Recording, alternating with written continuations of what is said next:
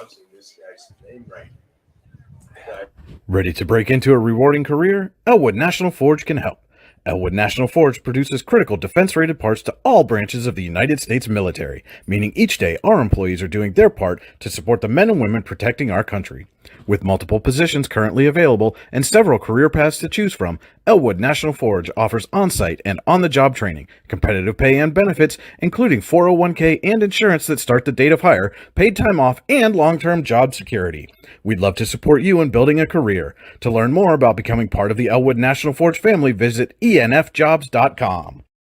With locations in Shippenville and Tionesta, Tionesta Builder Supply is a full-service home improvement center specializing in everything you need to build or remodel your home. From power tools and accessories to paint and sundries and general hardware merchandise, Tionesta Builders has everything you need to get your project done quickly. Find out more at tionestabuilders.us and like them on Facebook.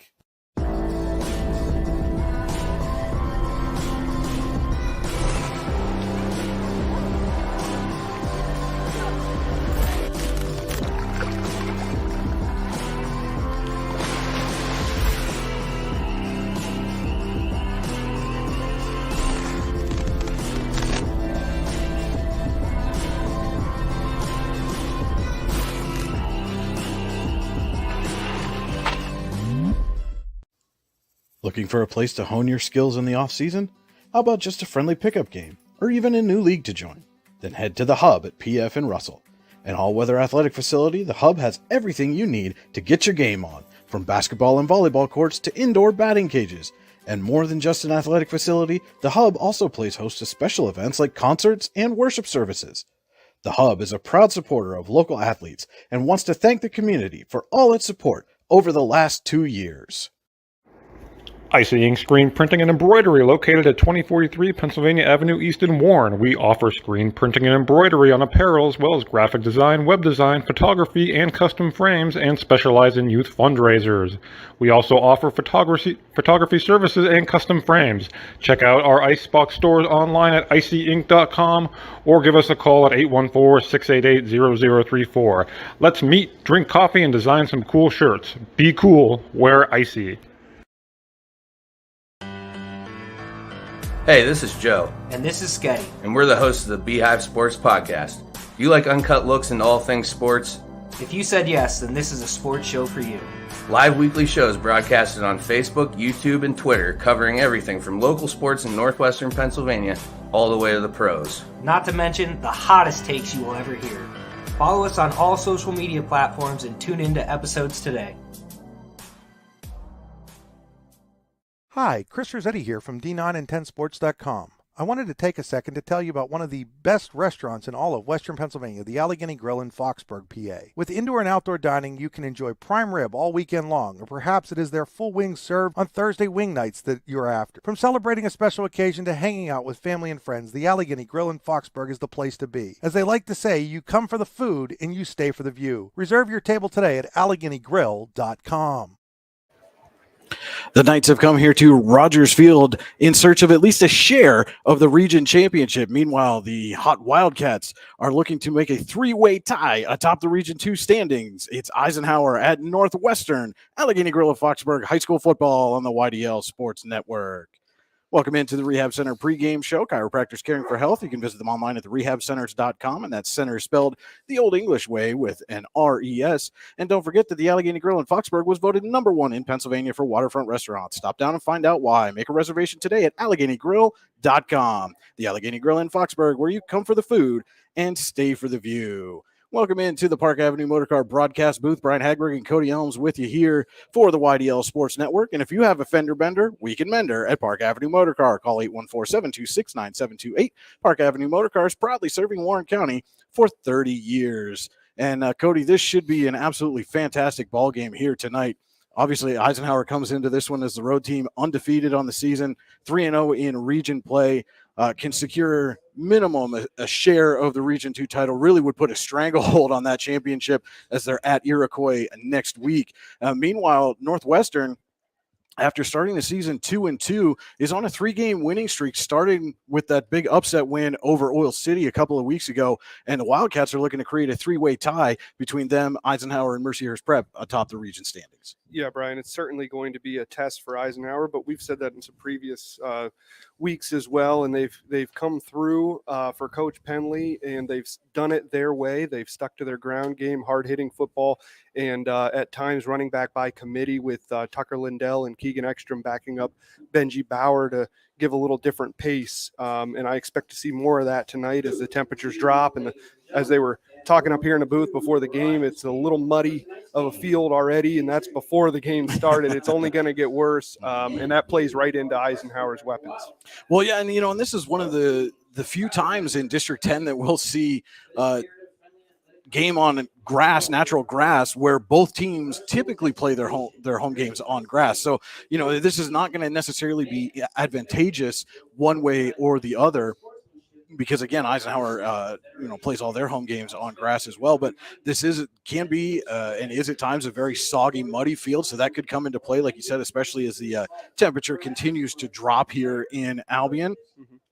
But when I look at the homestanding Wildcats right now, again, they started the season 2-2 and came into that home game against Oil City coming off a tough loss against Mercyhurst Prep. That was a 7-point loss, 28-21 to the Lakers, and then just came out and shocked the District 10 world with a 21-20 win over Oil City, and have won 3 straight since then. Also beat Union City, and then shut out Connie at 20-0 a week ago. And the one thing about Northwestern, this is not the same team that we saw a year ago, led by fantastic quarterback Ryan Toole, who had 300 yards and 5 touchdowns against Eisenhower a year ago. But it's a very balanced offense. But last week in that game, all their touchdowns were through the air. And if there's been a weakness in the Eisenhower defense, it's been that secondary. Yeah, their secondary at times has certainly been something that they've had hurt them on these big plays. And when they can get a quarterback that can pick apart their defense, it's very dangerous. For Eisenhower to counter that, they need to get pressure. They need to rely on those guys up front who have throughout the season been able to get a lot of pressure, and maybe not every game has been had a high sack total, but they're certainly putting a lot of pressure on quarterbacks to allow that secondary a little bit of leniency in their coverage. And as we've discussed in some previous broadcasts, their linebackers, Eisenhower's linebackers, are very intelligent, and they're going to have to call things out before the snap. I think a lot of Eisenhower's defensive success tonight will be what they're able to read prior to the ball being snapped. I mentioned Ryan Toole, the fantastic Wildcats quarterback from last year. Lloyd Fountain, the guy who stepped in to take his spot, has been very good himself this season. He's 57 of 104 passing, 1,080 yards, 13 touchdowns, and 4 interceptions. Also has over 200 yards and 7 touchdowns on the ground. So a bit of a dual threat still at the quarterback position, and something, again, that the Wildcats can take advantage of both through the air and on the ground.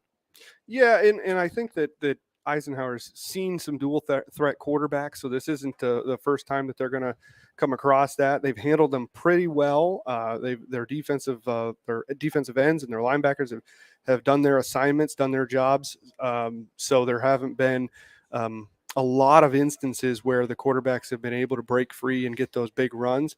But certainly each quarterback's different, and each quarterback brings something different to the table. So Eisenhower is going to have to be on it again tonight to handle Fountain. And then that key in the secondary is got to be finding a way to stop the big receiver. Logan Stagel had 125 yards and a touchdown against them last year. He leads the Wildcats this year. Don't have complete stats for Northwestern. Stagel has at least 16 receptions, 415 yards, and 4 touchdowns through the air. Landon Wayne's been a nice compliment to him, at least 18 receptions and 322 yards with 5 scores receiving for the Wildcats. So definitely something where, if you're Eisenhower, you're going to come in looking to slow down Logan Stagel, but you can't just leave, Landon Wayne uncovered on the other side. No, you can't. And Eisenhower has the same similar situation on their offensive front. They have Wyatt Lookenhouse, who's always split out in their deep man, and he can certainly jump up for the ball. But Chris Bunk's come along, and he's been a weapon for them the past few weeks. So it's interesting to see how both teams are mirroring each other offensively, which should lead us to a pretty pretty competitive game tonight. And talking about Eisenhower, you were off last week out getting married or something. I was. Yeah, Congratulations, I was. by the way, Thank you. Cody, on your nuptials, and glad to have you back. But, in that game I did last week against Sagertown, we talk about that nice running game, but a week ago, Sean Pascuzzi set career highs in attempts, completions, yards. Was 16 to 22 for 215 yards. Had a couple of touchdowns as well. Has now pushed his passing total up to 809 yards with 6 scores through the air. And again, another dual threat quarterback has run for 227 yards and another 6 touchdowns on the ground. But his maturation, and like you said, the way the chemistry between him and Chris Bunk especially has developed over the last 3 weeks or so has really made this Eisenhower offense far more dynamic. Yeah, we're well beyond the Pascuzzi who's filling in at quarterback, and we'll there's a question mark after that. He's proven himself this season that he is the man behind the center to take the reins, and he's done very well stepping into that role. Any of the jitteriness that he had last year, hesitations, completely gone. He's very confident back there. You can see that with the way that he plays. He's reading defenses. He's finding lanes. And he's just been a dual threat quarterback. And like you said, the symmetry that he's had with the synergy, I think is what you're trying to spit that one out there. one week off, and I'm mumbling here. See what happens when you go on vacation. That he's had with his receivers is I think the core of that is the confidence that he's had. He's throwing balls in locations that last year we didn't see him even try to attempt. He was hesitant. He would go to the run immediately. And this year he's playing more of a quarterback position, and he's doing well at it. And really been spreading the ball around. Obviously Lookenhouse is the top true wide receiver on this team, has almost 300 yards and a couple of touchdowns. But like we said, Chris Bunk has really come on up to 242 yards on the season with a touchdown. And Benji Bauer took a screen pass 44 yards to the house last week, so proving himself in the passing game. And again, we've talked a lot about this Eisenhower passing game that's come along. That offense, it starts with Benji Bauer and it runs through him on the ground. Absolutely. I don't think they have a passing game unless Bauer is able to establish himself. And when I say establish himself, I don't even mean a couple of yards average. I mean, I can't count how many games he's had where he's averaging 8-9 yards a carry and just absolutely dominating. And it's not just power with Benji Bauer, which is what a lot of people might expect. He's been elusive. He's been quick. His field vision's been on point. He's been very impressive this year. And that allows, when Tucker Lindell and Keegan Ekstrom come in, that allows them some room to add a different dynamic, because the defense is trying desperately to figure out Bauer, and then here comes these fresh pair of legs who excel with Tucker with strength and power, and with Ekstrom with speed. Yeah, and Tucker Lindell, I think, has been a really nice surprise for the Knights offensively this year. Has really ground out some tough, hard yards when Eisenhower's needed it to. And, the one thing that the Knights are still kind of looking for is for Keegan Ekstrom to get untracked. That beyond doubt, he is their most explosive player on the football field. There's no question about that. But he's been held to 281 yards on 35 carries, just 1 rushing touchdown. Did have a receiving touchdown a week ago, got behind the defense. And again, once he gets a step on somebody, you can forget about it. But, those big explosive plays have been few and far between. And it seems like it's kind of gotten into his head a little bit in special teams. Had another muff punt a week ago, and, led to Eisenhower actually switching Pascuzzi and Ekstrom as the deep man on the punt. We'll see if that continues again here tonight. If they want to roll Ekstrom out there one more time, or in a critical game like this, if they go maybe with the more sure-handed right now, Pascuzzi back there deep to receive punts.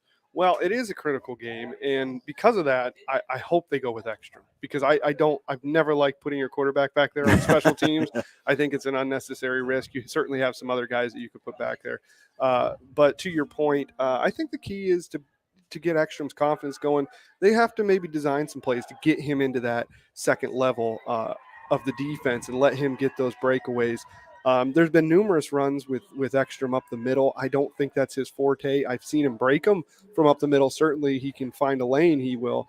But he's not a power back. In working around the ends and using his speed to outrun defenders is the best way to utilize him. And we'll see if they tap into that. And you might see some more screens and swing passes to him as well. All right, this is the Drive to the Game being brought to you by Warren Tire Center. Warren Tire Center, make sure you get to the game in comfort. Visit them online at warrentirecenter.com. Our game stream, as always, is brought to you by the Computer Guru in Leaper. Visit them online at thecomputerguru.net. We're going to take a quick commercial break. We'll be back with our players to watch and keys to the game. This is Allegheny Grill of Foxburg High School football on the YDL Sports Network. Golfing at one of the prettiest golf courses around is what you get when you play around at Hunter Station Golf Club just outside of Tonesta. Located in the Allegheny Mountains with a spectacular view of the Allegheny River, Hunter Station offers something for everyone. The rolling hills of the front nine, coupled with a back nine situated along the banks of the Allegheny River, create some of the best views in all of Northwestern PA. And when you're done with your round, enjoy a delicious meal or a cold drink in our restaurant and bar. Looking for a place to stay? Hunter Station has you covered there too with play and stay packages. Find out more at hunterstation.com.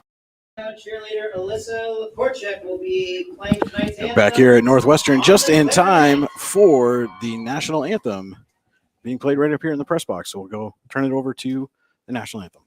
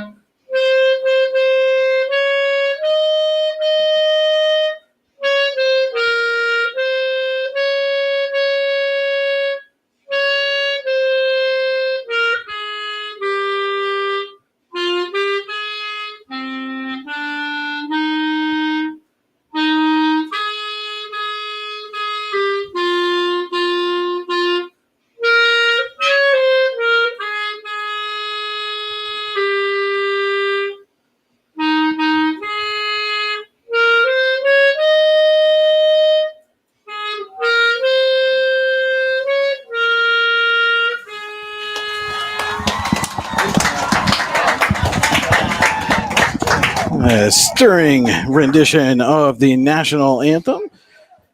And now we're going to turn our attention to our players to watch, brought to you tonight by All-American Awards and Engraving. All-American Awards and Engraving can put almost anything on almost everything. Visit them online at allamericanhq.com. My player to watch for Eisenhower is Benji Bauer. We were talking about that offense starting with him, and I think that has to be the case tonight. I think that Northwestern is well aware on who they need to stop, and it's going to be up to Benji Bauer to counter that. On the Northwestern side, I'm going to go with Ben Campbell. We didn't really talk about him in the pregame, but that's going to counter the Benji Bauer if Northwestern's able to also establish the run. And I'm really convinced that we're going to see an interesting matchup where these two teams play very similar football. And I think it starts and stops with their running backs. All right, those are our players to watch, brought to you by All-American Awards and Engraving. Visit them online at allamericanhq.com. And now for our keys to the game, brought to you by the Warren County Visitors Bureau, Pennsylvania's all-season destination. Warren County, simple, pure, real. For Eisenhower, they need to force turnovers. They've done a good job so far this year. I think in this game they're going to have to force turnovers and not rely just on the straight possessions to get the advantage. And on the Northwestern side, they're going to have to limit the running backs by committee, not just Benji Bauer, but when Tucker Lindell gets in there defensively, they're going to have to adjust. The same thing with Keegan Ekstrom. They're going to have to make their reads of what the offense is presenting them and attack properly.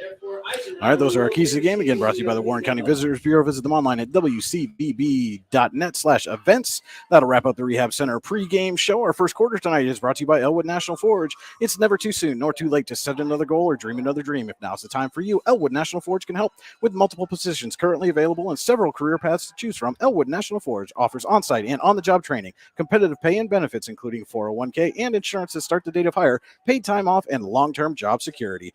To learn more about becoming part of the Elwood National Forge family, visit enfjobs.com. And Northwestern won the toss and elected to defer, so Eisenhower will receive to start this game.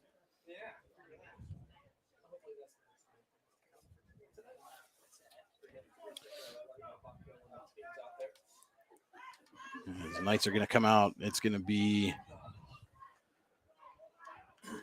Ekstrom, Pascuzzi, and Ryan Chambers back deep to receive. And number 23, Ben Campbell, will be handling the kickoff duties for the Wildcats.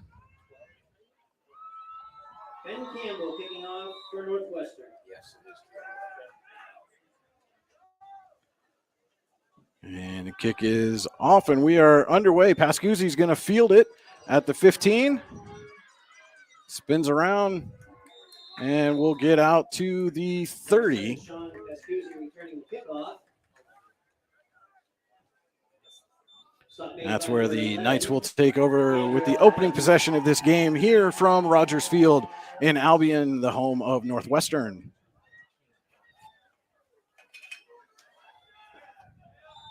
First and 10, Eisenhower from the 30-yard line. And Pascuzzi will come out in the gun, trips to his left, Bauer the sidecar to his right. Sends Ekstrom in motion, and they give to Ekstrom. Picks up a block, but then is wrapped up and stopped for just about a 1-yard gain. Number 36, Keegan Ekstrom, the ball carrier. Stop made by number 3, Logan Stagel. And Stagel in on the tackle for Northwestern. Will make it 2nd and 9 here for the Knights. Play, 2nd down and 9.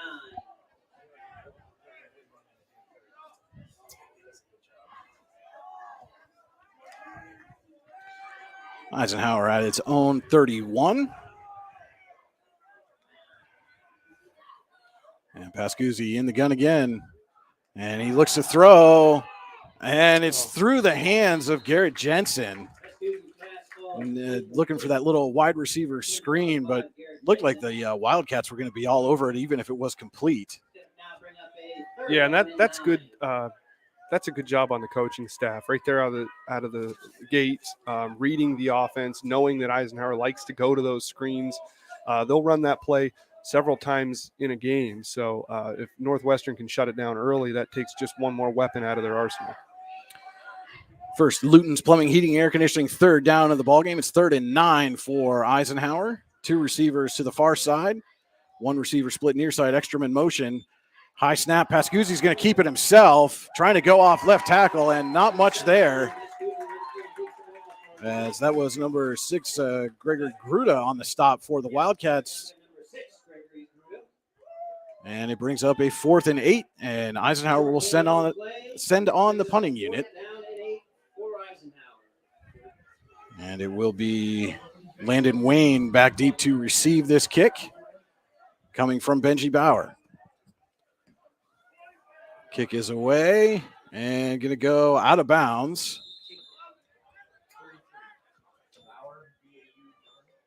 And they're going to mark it at the 32. That's where the Wildcats will take over their first possession here tonight.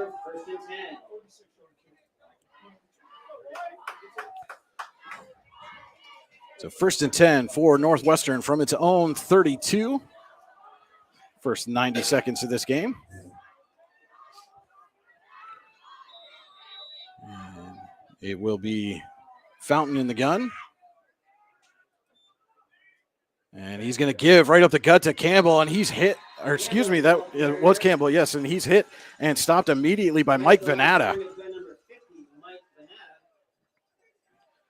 So again, both of these teams going strength on strength to start these possessions. Very similar results, too. Defense winning the day so far. Again, just 2 minutes into the Elwood National Forge first quarter. 2nd and 10 for Northwestern. Fountain takes a snap and throws, and he's got a receiver. It's caught, spinning away from a tackle, and then going to pick up a couple. That was Colton Sutter on the reception. And they're going to mark him down at the 37. So that's a 5-yard gain there. With his progress, makes it 3rd and 5. At Luton's Plumbing, Heating, Air Conditioning, 3rd down coming up for the Wildcats.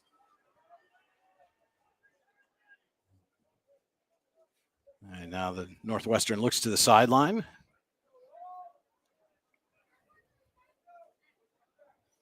shift Campbell over to Fountain's left. And Fountain's going to roll that way, looking under some pressure. Now he's going to take off with it. He's going to get pulled down from behind, and a flag's going to come out. That'll be a horse collar. That'll be a horse collar. Found the ball carrier. There is a penalty on the play. Can't get a name. There's a 42 is on the field for Eisenhower that we don't have listed on our roster. But that is a big penalty. Personal foul penalty for a face mask. Instead they call it a Eisenhower. face mask instead of the horse collar. But either way, it's 15 yards, and they tie us to Builder Supply first down for the Wildcats. Out to the Eisenhower 47. After the penalty, it's first and 10. So first and 10 Northwestern into Eisenhower territory. 7-yard line.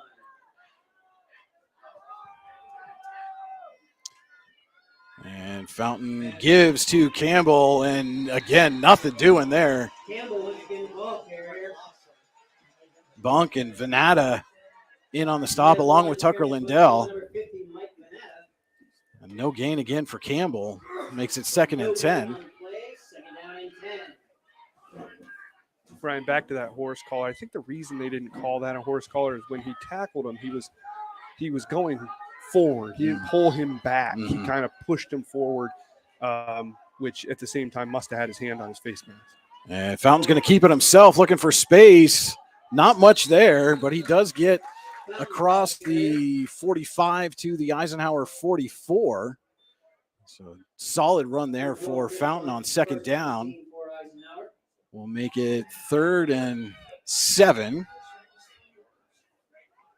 3-yard gain on the play brings up now And third down and 7. Luton's Plumbing, Heating, and Air Conditioning third down for Northwestern.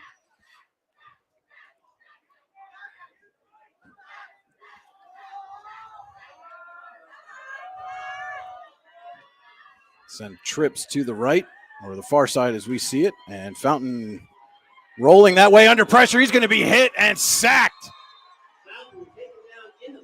Flying into the backfield. That was number 56, Caleb Penley.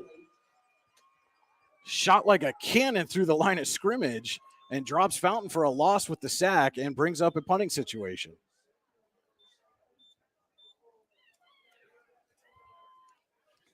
Yeah, that's that Eisenhower pressure that we were talking about before the game that can really shut down a quarterback, especially a talented quarterback like Fountain. And it is Pascuzzi back deep to receive the kick. Big hit right up the middle there, and Pascuzzi is going to let that one bounce. It takes a Northwestern roll down inside the 15. Looks like it's going to be marked down at the 13-yard line, so the Knights are going to have a long field to go here with their second possession. That was Logan Stagel on the kick. About the 13-yard line. It's where the Knights will take over first and 10. So Knights went 3 and out on their first possession. We see that we've been told that number 42 is Mike Beaver. He switched numbers from 21 tonight. Right up the middle with Tucker Lindell. And he gets out close to the 20, maybe to the 18. 32, Tucker Lindell, the ball carrier. A 5-yard gain for Lindell will make it 2nd and 5 for the Knights.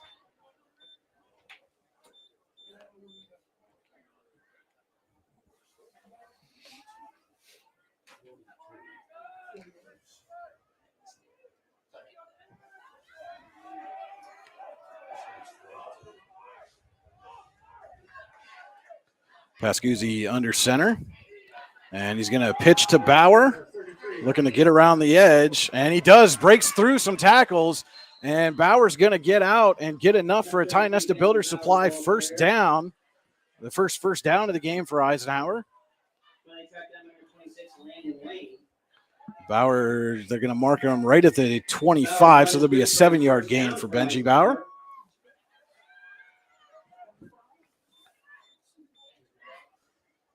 First and 10 Knights at the 25-yard line.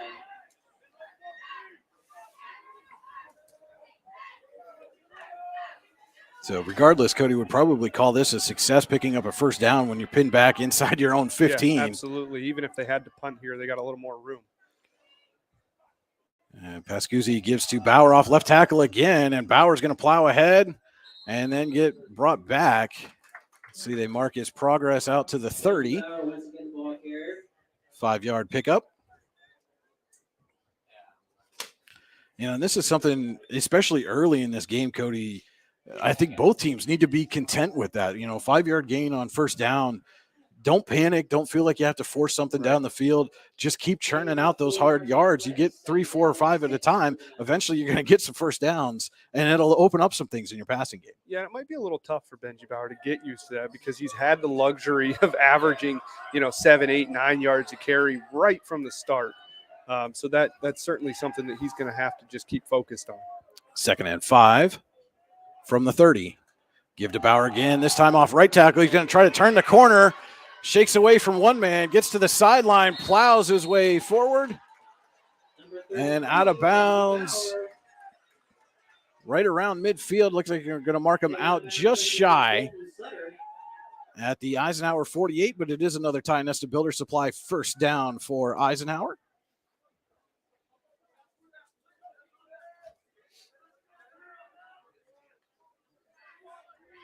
First and 10, Eisenhower. Bauer with three carries, 30 yards so far.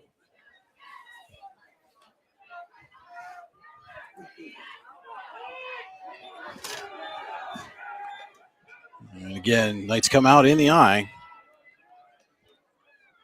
Ekstrom in motion, give to Lindell right up the middle, and Tucker Lindell's got some space. Still plowing forward, and another big run for Tucker Lindell. 32, Tucker Lindell. Down to the Northwestern 32. It's a Ty Nesta Builder Supply first down for Lindell. And this drive is being built by Ty Nesta Builder Supply with locations in Shippenville and Ty Nesta. Visit them online at tynestabuilders.us.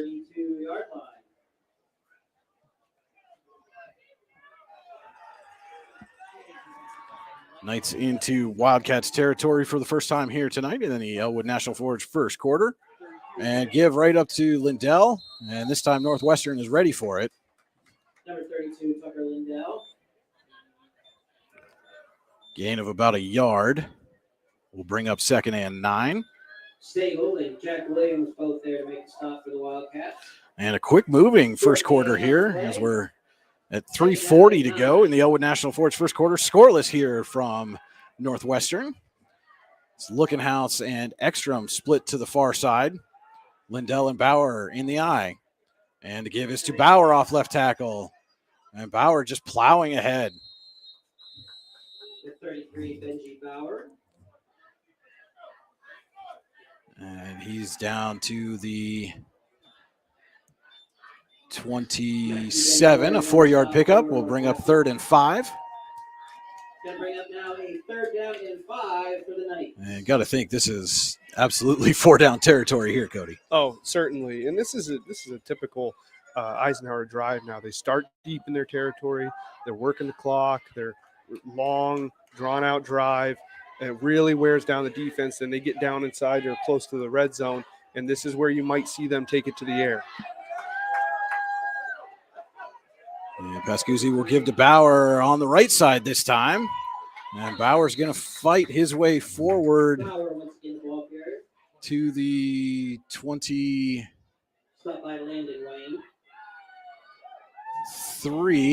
So it's going to be 4th and a yard here. Big 4th down in the early going of this one. I'd anticipate Sean Pascuzzi doing a keeper here right up the middle.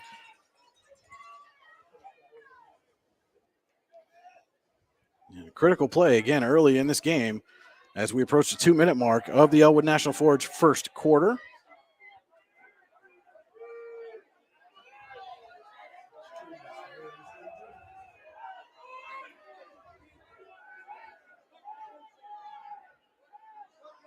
And Pascuzzi will get to Bauer off left tackle. He cuts up inside, and he's going to push his way forward enough for the first down.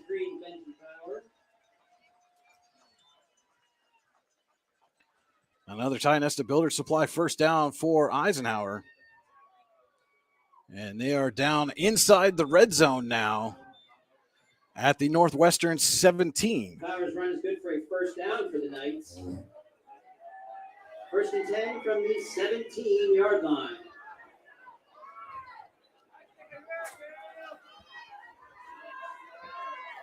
And Pascuzzi fakes to Bauer, gives to Ekstrom. Ekstrom's got some space. Keegan Ekstrom is gone. 17 yards. And we talked about those explosive plays. And there's one for Ekstrom, and it's the first touchdown of the game. Comes with 1:10 to go here in the Elwood National Forge first quarter. Yeah, and what you have is you have Benji Bauer and Tucker Lindell the entire drive, near 80 yards, just pounding it up the middle, and then you give it on a little misdirection. You give it to Ekstrom with that speed, and it's just that difference in running style can make the defense second guess. And if you second guess when Ekstrom's there, he's going to run by you before you make a decision. And it looks like they're going to send the offense out here to go for two. Again, Eisenhower not taking any chances here with the kicking game. And Pascuzzi is going to give to Bauer off left tackle. He's trying to cut his way up and in, and he does. So the 2-point conversion from Benji Bauer is good. And with 1:10 to go here in the Elwood National Forge first quarter, it is Eisenhower 8, Northwestern nothing. We'll be back with more Allegheny Gorilla Foxburg High School football on the YDL Sports Network. Ready to break into a rewarding career? Elwood National Forge can help. Elwood National Forge produces critical defense-rated parts to all branches of the United States military, meaning each day our employees are doing their part to support the men and women protecting our country. With multiple positions currently available and several career paths to choose from, Elwood National Forge offers on-site and on-the-job training, competitive pay and benefits, including 401k and insurance that start the date of hire, paid time off, and long-term job security. We'd love to support you in building a career. To learn more about becoming part of the Elwood National Forge family, visit enfjobs.com. Back here in Northwestern, a 17-yard Keegan Ekstrom run, and Benji Bauer plunges in for the 2-point conversion, and Eisenhower leads the Wildcats 8-0 here, 1:10 to go in the Elwood National Forge first quarter. And don't forget, if you want to learn more about becoming part of the Elwood National Forge family, visit enfjobs.com. And again, another change in special teams, as usually Kellogg handles the kicks. And Northwestern's going to get a solid return and then some with a face mask. Number 51, Connor Younger kicked off. That was Connor Younger kicking off for the Knights. And David White on the return. And again, Wildcats just shy of midfield, but they're going to start this drive in Eisenhower territory. Yeah, regardless who the kicker was, that's it. The plan was still the same. That's what we've seen from Eisenhower throughout the season has been those little squib kicks, borderline onside kicks. And so after Eisenhower gets the lengthy touchdown drive, Northwestern going to start with great field position at the Knights 35. First and 10 Northwestern from the 35-yard line. And the Wildcats will send trips left. And Fountain gives to Campbell, and he runs into a wall there.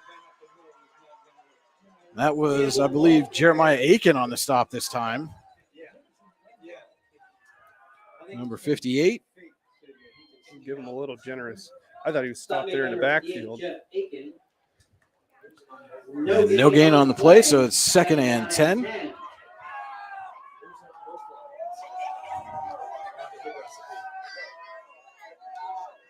And Fountain is back to pass. He throws. It's tipped and intercepted. Intercepted by the Knights.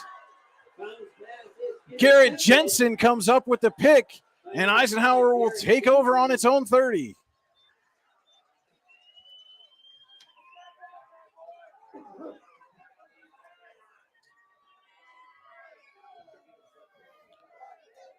What a costly turnover there for Northwestern. Had the ball to start at the Eisenhower 35, but the interception gives it right back to the Knights, who have a chance to add to their lead here.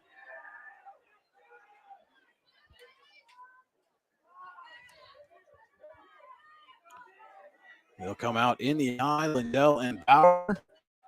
Luckenhouse split up top. Ekstrom goes in motion. Pascuzzi back to pass, and he's throwing it deep for Luckenhouse, but overthrew him. Pascuzzi took a big hit right as he threw. Knights right there. Cody saw that little play action. They're taking a shot. Well, and that's what establishing that running game in that last series will let you do. And I expect them to come back to that before this game's over, because the play was there. It was just a little, a couple of yards overthrown. A little overthrown, and Northwestern laid a big hit on Pascuzzi right as he threw. Ekstrom in motion again. This time the give is to Bauer off left tackle. And a host of Wildcats there to greet him after a short gain.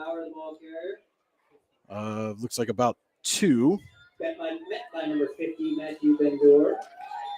Short game. It was Matthew Bendor on the stop for Northwestern. And it is a Luton's Plumbing, Heating, Air Conditioning third down. When we come back after one quarter, it's Eisenhower 8, Northwestern nothing. We'll be back with more Allegheny Grill of Foxburg High School football on the YDL Sports Network. What's the recipe for surprising the kids, treating yourself, and ditching dish duty? You're looking at it. Order your Pizza Hut faves like original pan, original stuffed crust, and more at pizzahut.com. No one out-pizzas the Hut. Icy Ink Screen Printing and Embroidery, located at 2043 Pennsylvania Avenue East in Warren. We offer screen printing and embroidery on apparel, as well as graphic design, web design, photography, and custom frames, and specialize in youth fundraisers. We also offer photography services and custom frames. Check out our Icebox stores online at icyink.com or give us a call at 814-688-0034. Let's meet, drink coffee, and design some cool shirts. Be cool, wear Icy. And we're back here at Rogers Field in Albion. Eisenhower facing a 3rd and 8 from its own 32 following the interception by Garrett Jensen. Our second quarter tonight is brought to you by Icy Ink and Warren. Let's meet, drink coffee, and design some cool shirts. Be cool, wear Icy. Visit them online at icyink.com. That's Icy with 2 Ys. Ink.com. That snap goes over Pascuzzi's head. He gathers it up, trying to evade the pressure, and he's going to get stopped for a big loss. You know, and as bad as that is for Eisenhower, it could have been far, far worse had that ball not taken an Eisenhower-friendly bounce right back up into Pascuzzi's hands. So Pascuzzi able to collect it, but it's stopped all the way back at the 18. That's a 14-yard loss after the bad snap, and Bauer will come on to punt, and it will be Landon Wayne back to receive. He's at the 45. And Bauer kicks it away. And Wayne's going to let it bounce. It takes an Eisenhower bounce. And we'll stop at the Wildcats 44. So nothing hurt for Northwestern on the interception. They get a big third down stop. And they still have the ball. I mean, they don't have the ball in as good a field position as they would have had it. But right now, I think they're still sitting in a good spot at their own 44, close to midfield here, with opportunity and plenty of time to go in the second quarter. And Fountain will take the snap and give to Campbell right up the middle. This time Campbell's got some space. And he's going to get a 8 or 9 yard pickup there on first down, his first big run of the game. Taking out number 32, Tucker Lindell. And we'll call that an 8 yard pickup. Gets into Eisenhower territory at the Knights 8 yards on the 40. Kind of in between there, yeah. Between the 48 and 47. Yeah. So we'll call it 2nd and 2. Maybe a short 2. Fountain shifts Campbell. And he's going to keep it himself this time, Lloyd Fountain. And he's going to have enough for the Tionesta Builder Supply first down. And if you notice the way that Fountain hands off, he always kind of runs with his running back for a yard or so right when he hands off. And that allows him to pull that ball back and take it himself. And it certainly fooled the Eisenhower defense there. Yeah, that's that RPO action that we see so much of, especially in the college game right now. And Fountain ran it perfectly there. First down at the Eisenhower 35. And this time he will give to Campbell. And Campbell is met quickly. Venata and Bauer again on the stop. Bauer in on the stop for the Looks Knights. like about 2 yards on that one. We'll make it 2nd and 8. 2-yard gain on the play, 2nd down and 8. But like we were saying, Campbell only got 2 yards there. But you take what you can get for right now and establish that run. Wear down that defense. And Fountain back to pass. Fires over the middle. He's got a man. It's Stagel. And a big hit at the end of that play. But it is a first down. And tough catch over the middle there by Logan Stagel.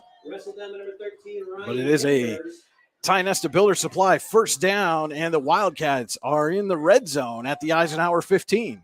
Plays good for a first down for Northwestern at the 15. And it's good to see Fountain step up in there and throwing the ball sharp again after the INT on the last drive. And Fountain will keep it himself, and he tries to shuck away from Mike Beaver, and Beaver gets just enough of the jersey to bring Fountain down for a short 1-yard pickup. And a good move there by Lloyd Fountain to stop that from being a negative play. 2nd and 9 now on the 14 for Northwestern, who trails at 8-0 here in the Icy Ink second quarter. Fountain is going to keep it himself, and this time Beaver's all over him. And he is going to stop him for a loss. Fountain taken down in the backfield. Number 42, Mike Beaver there. A 2-yard loss. Now bring up a 3rd and long. And when you get backed up on 3rd and long, call Luton's Plumbing, Heating and Air Conditioning to get you moving again. Visit them online at lutonsplumbing.com. Now this is where Eisenhower's secondary is really going to need to play tight coverage because they're going to pass the ball. This is an opportunity here to show that you're prepared. Fountain rolling, and he's going to keep it himself now, still looking downfield, and throws it just at the last second. Incomplete. Just trying to get rid of that. Yeah, Eisenhower had defensive pressure was all over him. Just maintain the field position there. But it will bring up a 4th and 11 from the 16.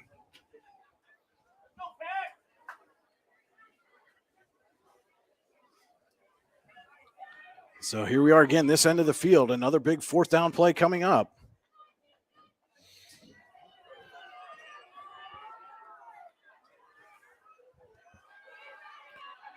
And Fountain's going to empty the backfield this time. Sends a man in motion. That's Wayne. And Fountain back to pass. Under pressure. He steps up and he's going to be hit and sacked. That was Tucker Lindell on the stop. Beaver applied the pressure. And Eisenhower takes over on downs. 42, Mike Beaver. The Knights will take over on downs. So a big stop there on 4th down, and Eisenhower takes over. 7:37 to go here in the Icy Ink second quarter. Knights lead it 8-0 over Northwestern. Have a first down from their own 16. And Pascuzzi gives to Ekstrom. Ekstrom trying to turn the corner. He's not going to get there. We'll pick up a few yards on that play. Call it 4. We'll make it 2nd and 6. Gain about 4 yards on the play, 2nd down and 6.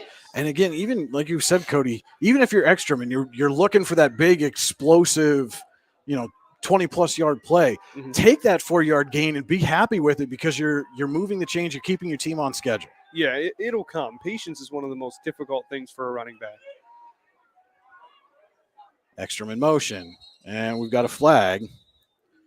And it's going to be a false start on the Knights. We'll make it 2nd and 11.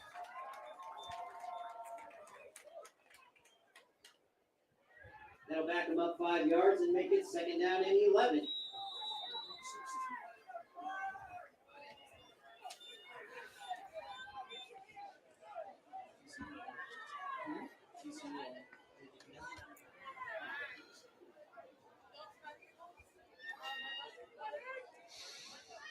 So the Knights break the huddle, have 2nd and 11 from their own 16. Ekstrom split wide to the near side here at the very bottom of the screen. Pascuzzi back to pass, dumping it off for Bauer, who's hit and stopped immediately. Northwestern was ready for that little screenplay. And that was, I believe, number 58, Zane Snyder-Scott, who read that play and blew it up. And now it's 3rd and 10. That's going to bring up now a 3rd down and 10 for the Knights.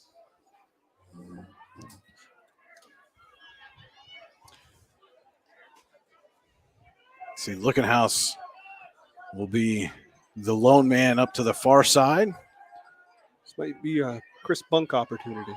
Pascuzzi back to pass. He's looking for Ekstrom, and it's intercepted. Landon Wayne on the interception. And we've got a flag on the return. Probably going to be coming back on a crackback block, but the interception will stand, so Northwestern will take over. Well, and you have Pascuzzi throwing more or less throwing across the field on a trying to hit Ekstrom. He's double covered. That's not the receiver that you really want to throw to when he's double covered because he doesn't have the height. That was just kind of a poor situation all around. You know, and that was a play they ran last week for a touchdown against Sagertown. That's the one Ekstrom got behind the defense. But this time he was bracketed very well, and Wayne just stepped right in front of it and high pointed it, picked it off. But the crackback penalty is going to bring it back to the 44. Still good field position for Northwestern as they're trying to tie this game. 5:40 to go here in the Icy Ink second quarter. Yeah, this is one of those big moments where you need to capitalize. Campbell shifts. And they give to him right up the middle. And he'll get about 4 on that.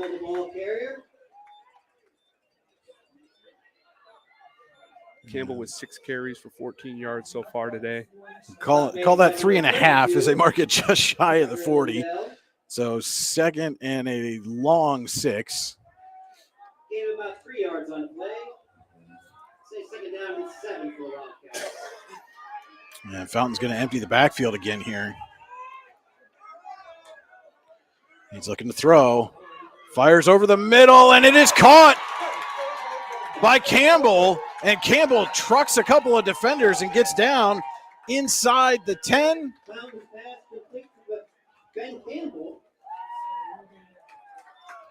And he is down to the 7 or 8. Hard to tell from our vantage point up here. But it is 1st and goal. And they're going to call it at the 8. So 1st and goal from the 8. Big pass play there for the Wildcats. Has them knocking on the door trying to tie this game. Give is to Wayne up the gut. And he's close, but going to be stopped just short at the 3.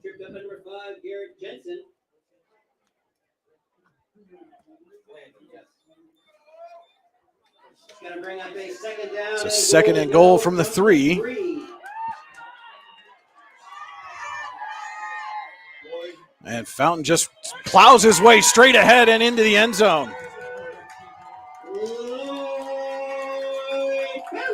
Lloyd Fountain on the sneak. That's the benefit of having a tough, strong quarterback that can run the ball is when you get down inside that 5, it just opens up another opportunity to score. So we'll see now if Northwestern tries to match the 2-point conversion with 4:01 to go here in the Icy Ink second quarter. Lloyd Fountain on the 3-yard run, and they will keep the offense out there. Campbell in the backfield. Fountain rolling right. Fires and incomplete. Well out of play. So the 2-point conversion is no good, but with 4:01 to go here in the Icy Ink second quarter, it's Eisenhower 8, Northwestern 6. We'll be back with more Allegheny Gorilla Foxburg High School football on the YDL Sports Network. With locations in Shippensville and Tionesta, Tionesta Builder Supply is a full-service home improvement center specializing in everything you need to build or remodel your home. From power tools and accessories to paint and sundries and general hardware merchandise, Tionesta Builders has everything you need to get your project done quickly. Find out more at tionestabuilders.us and like them on Facebook. What's the recipe for surprising the kids, treating yourself, and ditching dish duty? You're looking at it. Order your Pizza Hut faves like original pan, original stuffed crust, and more at pizzahut.com. No one out-pizzas the Hut. A Lloyd Fountain 3-yard touchdown run has Northwestern on the board, but Fountain was unable to complete the 2-point conversion pass, so Eisenhower maintains an 8-6 lead here with just over 4 minutes to go in the first half from Rogers Field in Albion. It'll be Campbell to kick, Pascuzzi, Ekstrom, and Chambers back deep to receive for Eisenhower. And a short kick there. And the Knights are just barely able to fall on it. Something out of Eisenhower's playbook there. But they will take over. I believe this is going to be their best starting field position of the game, Cody, at their own 42. Number 55, Justin Darr, recovered that kick for Eisenhower. And they'll take over first and 10 from the 42-yard line. So it'll be Lookenhouse, the lone receiver here to the near side. They don't have the benefit of being able to have a long drive here. They only have just under 4 minutes. And the give is to Bauer. And Bauer gets to the sideline and is pushed out of bounds. Going to be close to a first down. And he'll be about 2 yards short. They're going to mark him out right at the 50. So 8-yard gain for Bauer. We'll make it 2nd and 2. 8 yards on the play. I'll bring up a 2nd down and 2 for the Knights from midfield.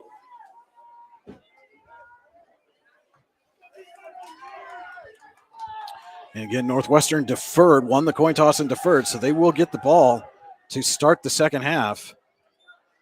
And the give is to Bauer again. He's picking his way through. He's got enough for the first down. And they're going to mark his progress stopped at the Northwestern 47, but that is enough for a Tionesta Builder Supply first down. Met initially by number 50, Matthew Bendor.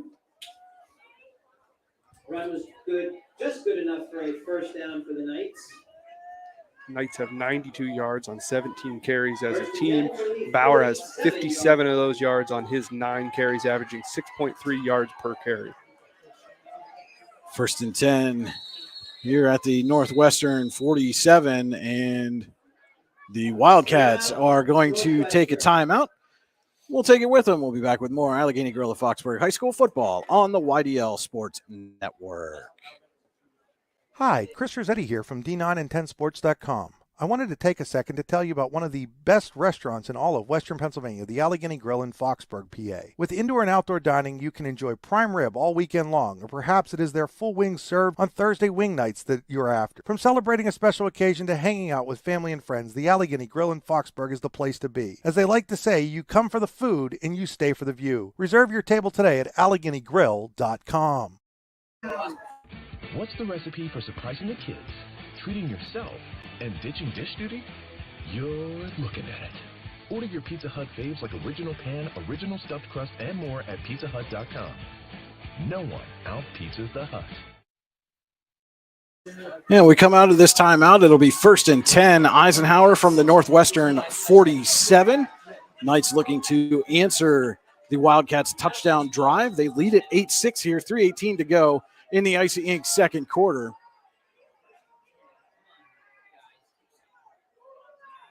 And Pascuzzi gives to Lindell, who picks his way through. And another solid run for Tucker Lindell, and it's a Tionesta Builder Supply first down for Eisenhower. Down to the Northwestern 34.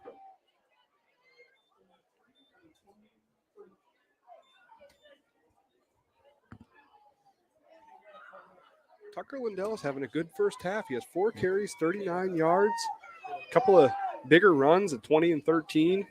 That's the type of help that Benji Bauer needs coming out of the backfield in these tough games. Ekstrom split near side, and they give to Bauer. And he's hit right as he gets to the line of scrimmage. He'll gain about a yard on that. Bendor and White both there for Northwestern. 2nd and 9 coming up for the Knights. 2nd down and 9.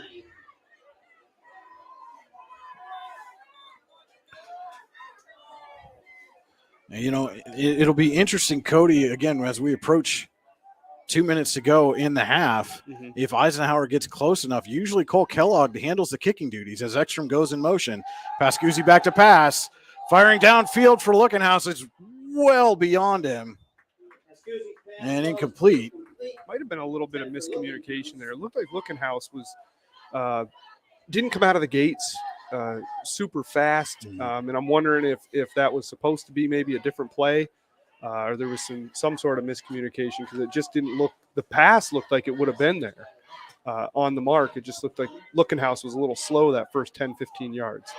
So it'll bring up 3rd and 9 here. And again, my point was, you know, Kellogg usually handles the kicking duties. If they were to get close enough late here in this game, whether or not they would attempt a field goal, they're just respotting the ball slightly there.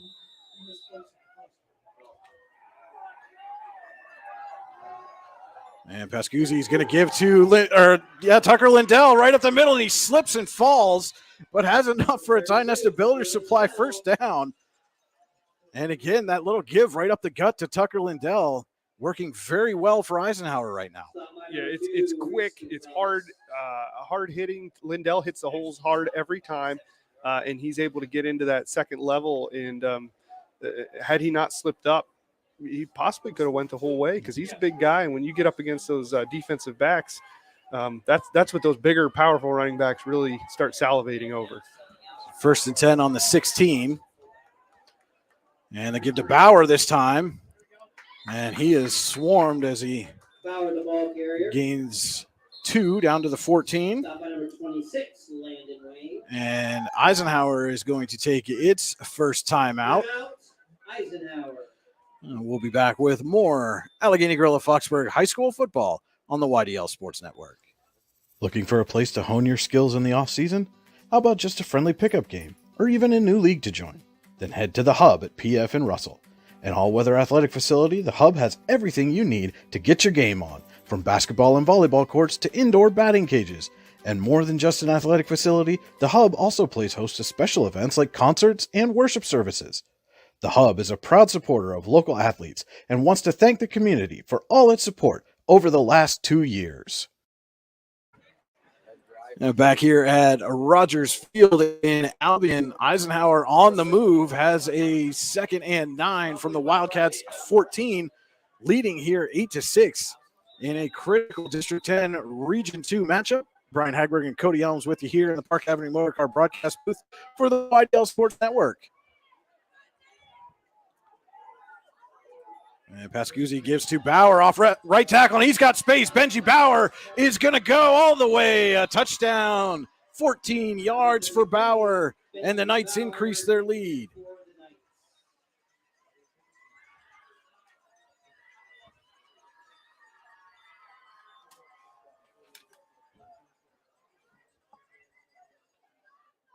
And we were talking just a minute ago about what would they do if they got down close enough and maybe thinking about a field goal. And Benji Bauer says, no need. I'll take care of this one myself. Goes 14 yards for the touchdown. And the Knights will keep the offense on the field again, going for 2. And they're going to pitch it to Bauer. He's got space and dives in for the 2-point conversion. Bauer, 2-point conversion is good with 1 minute. So with 1:18 to go here in the Icy Ink second quarter, it is Eisenhower 16, Northwestern 6.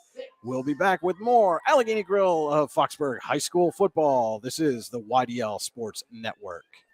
For all your automotive needs, look no further than the Warren Tire Center. From new tires to tire repairs, PA state inspections, wheel alignments, and auto detailing, There's so much more that we can do for you, and there's no reason to go anywhere but the Warren Tire Center in Warren, Pennsylvania. With over 40 years of serving the Warren and surrounding communities, it's always been a great day at the Warren Tire Center. We offer same-day service and walk-ins are welcome. Open Monday through Friday from 7:30 a.m. to 5 p.m., the Warren Tire Center can be reached at 814-723-8050 and on the web at warrentirecenter.com. A 14-yard run by Benji Bauer. And then the 2-point conversion extends Eisenhower's lead to 10, 16-6 over Northwestern. 1:14 to go here in the Icy Inc. second quarter. Let's meet, drink coffee, and design some cool shirts. Be cool, wear Icy. Visit them online at icyinc.com. That's ICYYinc.com. Don't forget, stay tuned for the Pizza Huts of Grove City and Clarion halftime show. We'll have stats, scoring summary, a look at the out-of-town scoreboard, and more. So stay tuned for that in a minute 14. Younger kicks. And Northwestern fields it. And picking his way through, that was Colton Sutter. And Northwestern will start at its own 35. Well, Brian, you were talking about what they're going to do if they get down close to the end zone there, close to a field goal opportunity. But we're seeing Younger kicking off and handling these kicking duties. It makes me wonder if Kellogg isn't available right now, and that could limit some opportunities for Eisenhower. And Fountain empties the backfield. We've got a flag. And it looks like maybe the Knights have too many men on the field, I think is what the signal is. Flag was thrown by the back judge. And the Knights are going to get flagged. Too many men on the field. Some confusion here. So that'll move the Wildcats up to the 40. And to your point, Cody, Kellogg, a big piece of this Eisenhower secondary, and I don't see him out there right now. So Fountain takes a snap, fires it quickly to Sutter, and he falls down. Tucker Lindell was there to clean it up. But it's going to be a loss of, looks like about 2 on the quick hitter, as we are under a minute to go here in the first half from Northwestern.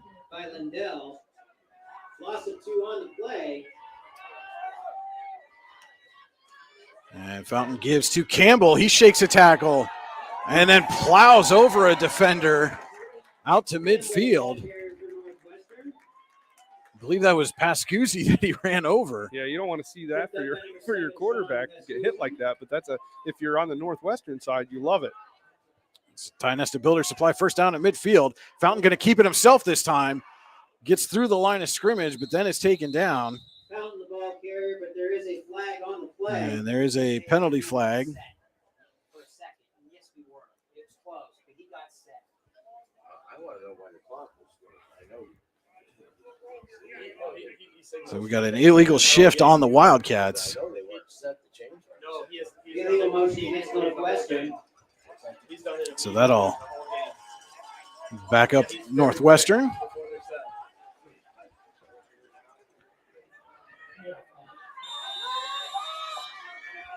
As Fountain empties the backfield, he's going to drop back to pass. Has time.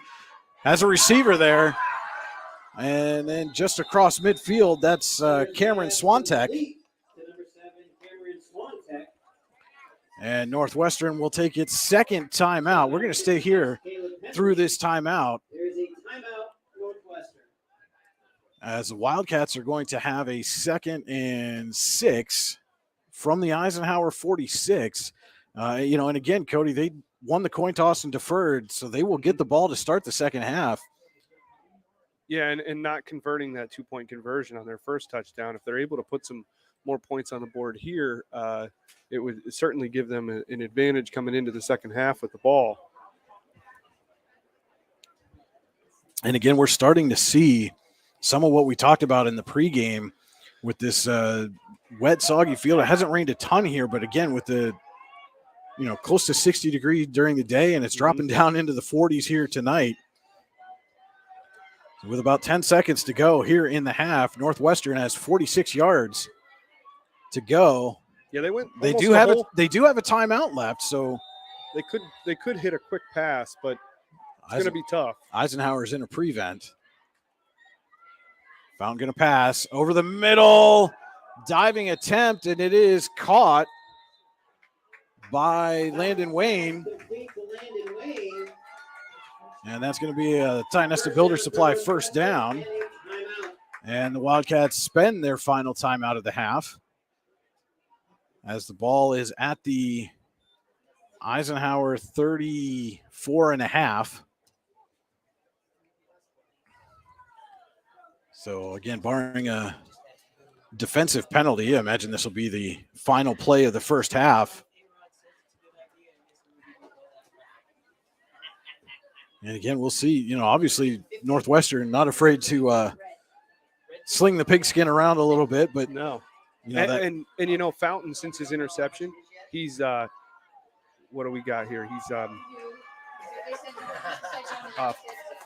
6 of 7 for 71 yards since that interception early on in this game. all right, so first down from the 34. 5 seconds to go. Fountain back to pass. And he's going to heave it downfield. And it is He got it. incomplete. Incomplete. Great effort Boy, I tell you, it looked by a pair of Northwestern receivers. I see Wayne, and I believe that's Colton Sutter down there. what a beautiful pass. I mean, it went. Great effort by them, and a beautiful pass, like you said, from Fountain that just falls You incomplete. couldn't have put that anywhere else because had he been up, and granted his receivers had to dive for it, but he let up on it even in the slightest. Eisenhower's defenders were there and it would have picked him off. That was a really nice pass by Fountain, and boy, from where I was, it looked like they caught it, but I'm in a bad angle. The official right there in the back of the end zone apparently saw that ball hit the ground, so it falls incomplete. Knights get a break there on the final play of the first half, and they go into the locker room leading Northwestern 16-6. We'll be back with the Pizza Huts of Grove City and Clarion halftime show on the YDL Sports Network. Ready to break into a rewarding career? Elwood National Forge can help. Elwood National Forge produces critical defense-rated parts to all branches of the United States military, meaning each day our employees are doing their part to support the men and women protecting our country. With multiple positions currently available and several career paths to choose from, Elwood National Forge offers on-site and on-the-job training, competitive pay and benefits, including 401k and insurance that start the date of hire, paid time off, and long-term job security. We'd love to support you in building a career. To learn more about becoming part of the Elwood National Forge family, visit enfjobs.com. With locations in Shippenville and Tionesta, Tionesta Builder Supply is a full-service home improvement center specializing in everything you need to build or remodel your home. From power tools and accessories to paint and sundries and general hardware merchandise, Tionesta Builders has everything you need to get your project done quickly. Find out more at tionestabuilders.us and like them on Facebook.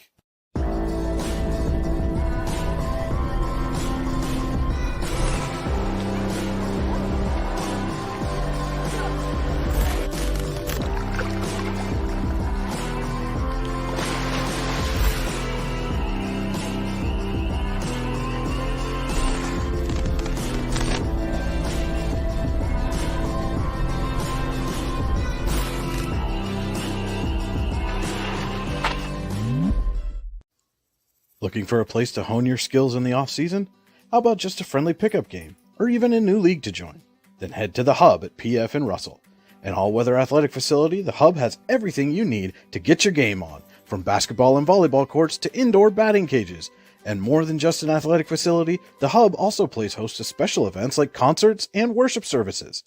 The Hub is a proud supporter of local athletes and wants to thank the community for all its support over the last 2 years.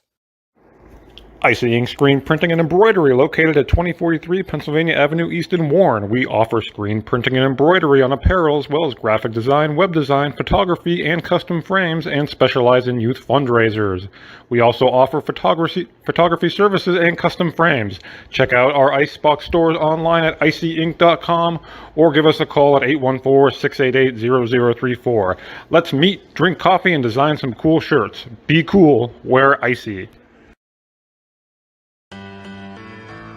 Hey, this is Joe, And this is Scuddy. and we're the hosts of the Beehive Sports Podcast. If you like uncut looks into all things sports, If you said yes, then this is a sports show for you. Live weekly shows broadcasted on Facebook, YouTube, and Twitter, covering everything from local sports in Northwestern Pennsylvania all the way to the pros. Not to mention the hottest takes you will ever hear. Follow us on all social media platforms and tune into episodes today.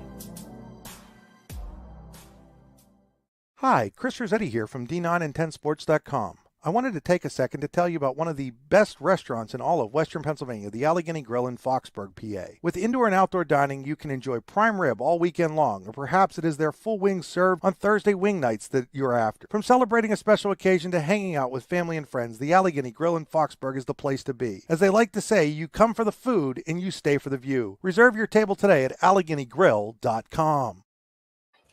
Welcome in to the Pizza Huts of Grove City and Clarion halftime show. Detroit-style pizza is back for a limited time. You can order yours, have it delivered at pizzahut.com, where no one out-pizzas the Hut. Our halftime score here from Rogers Field in Albion, Eisenhower leads Northwestern 16-6 in this critical District 10 Region 2 matchup. We'll take a look now at our halftime stats, brought to you tonight by the Brooks Hugh R. Ledbetter Sportsperson of the Year Award.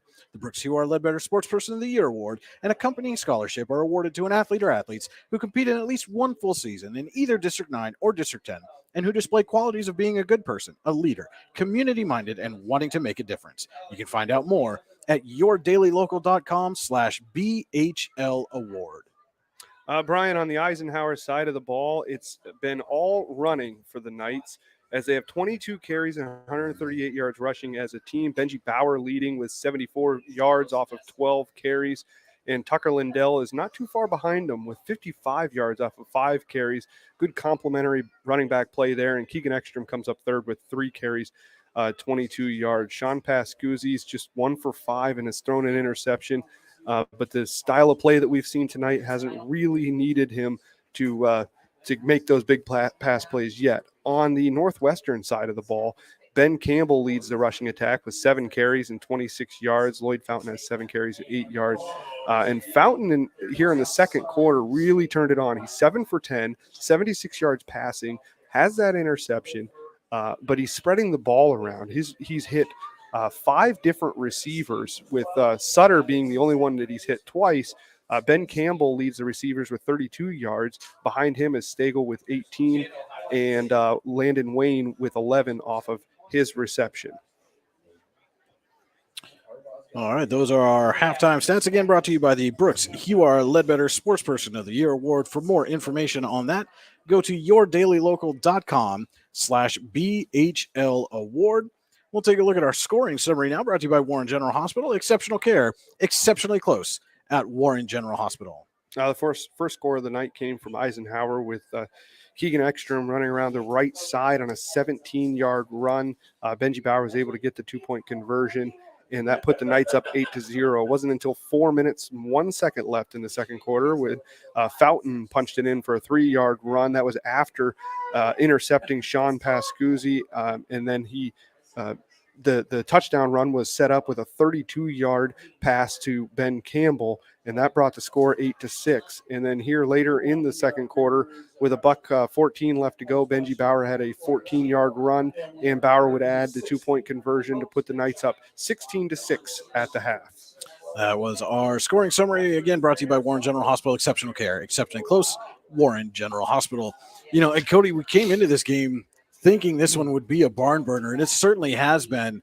You know, both teams have had opportunities, and both defenses have stepped up at times. And then we've seen a few times, obviously there's been 3 touchdowns so far here in this game, where the offense has got the job done when they needed to, and nothing may be more important than that final offensive possession for Eisenhower to go up 10 into the half, as Northwestern will get the ball to start the second half, though the Knights very fortunate it's a 10-point lead and not something smaller after that final play of the first half.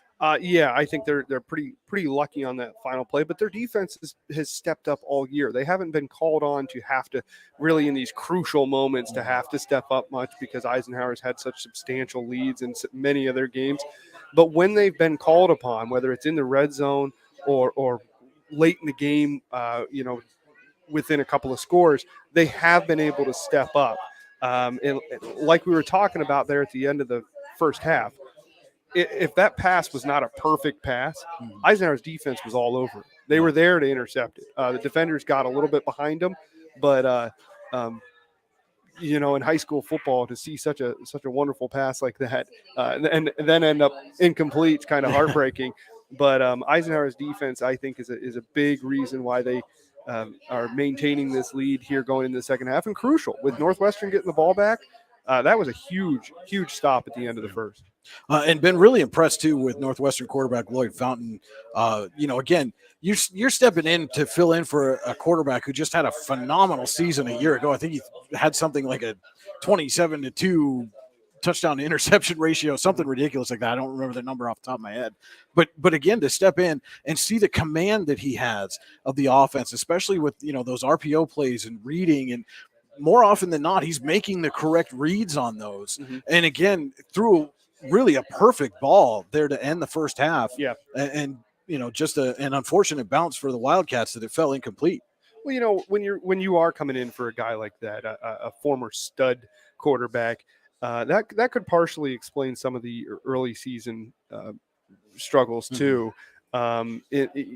You have to, as the new quarterback, and Pascuzzi had to go through this as well, you have to find your style, your way of playing, what your strengths are, and you need to just work with that and not try to be that guy that was under center the year before. And it looks to me like Fountain is very comfortable back there, and he's very decisive. Some of the passes, some of the plays have been a little bit off their mark, but more often than not, it's been attributed to better defensive play than decision-making by Fountain. And on the flip side, we talked about Pascuzzi setting all those career highs a week ago in the passing game. He has had a much tougher go of it here tonight. And credit the Northwestern defense. Number one, the secondary, great coverage so far here tonight. Yes. And then number two, the defensive line's been getting some penetration, putting some pressure on him. Yeah, they're not letting Pascuzzi sit back there and be comfortable. I mean, he's 1 for 5. His only completions for no yards. So as far as the passing game goes, Northwestern has shut it down completely on Eisenhower, and that's why it's so crucial for Northwestern to come out here in the second half and score. Make this a game where Eisenhower is going to have to put the ball in the air. If they don't score here on the first possession or early on in the second half, and Eisenhower is able to go up by another touchdown, then they get into that 3 running back committee, pound the ball, those long 80-yard, 10-minute drives that just and that'll that's how they seal their game. So it's up to Northwestern to not allow that. And again, you talk about that three-headed monster, and obviously, Benji Bauer got the touchdown.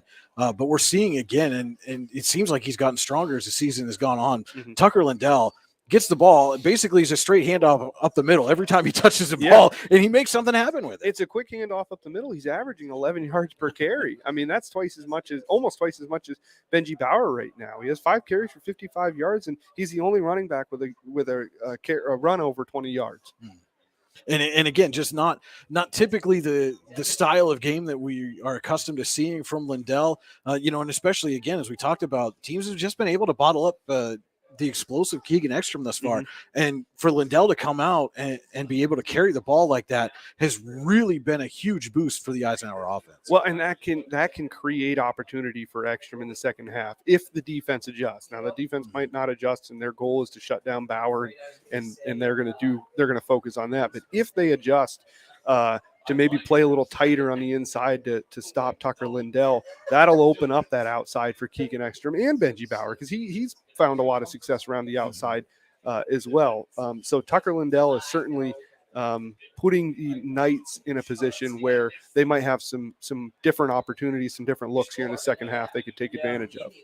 And a couple of the guys we talked about in the pregame, Logan Stagel, just the 1 reception so far in the first half. Again, credit the Eisenhower secondary for that, forcing Fountain to go elsewhere. To his credit, he has done that and done it fairly successfully. But then on the flip side, Chris Bunk has not been targeted in the first half. And again, that's one of those things, or one of those pieces of that Eisenhower passing game that's really made it successful over the last 3 or 4 weeks. And you think they're going to try to come out and find a way to get him involved.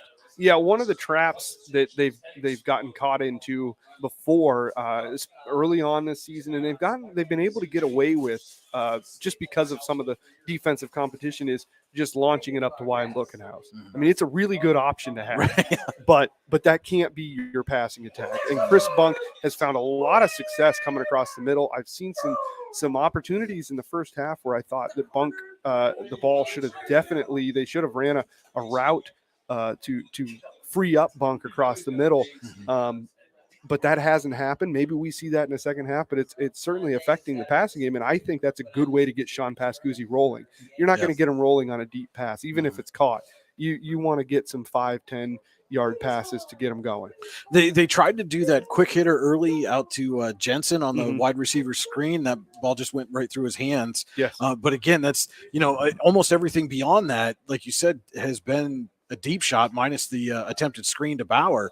But again, that's, like you said, that's maybe not where they need to open this passing game up. Get some of those shorter routes, hit a slant, hit a crossing pattern over the middle, just something to get Pascuzzi into a rhythm and get him putting the ball in the receiver's hands and let them go do something with it. I mean, we know what guys like Lookenhouse and Bunk can do once they get the ball in their hands. Yeah. You just got to find a way to get it there. Yeah, you got to get the ball to your playmakers, and it's tough to get a passing game going on screens and little quick passes.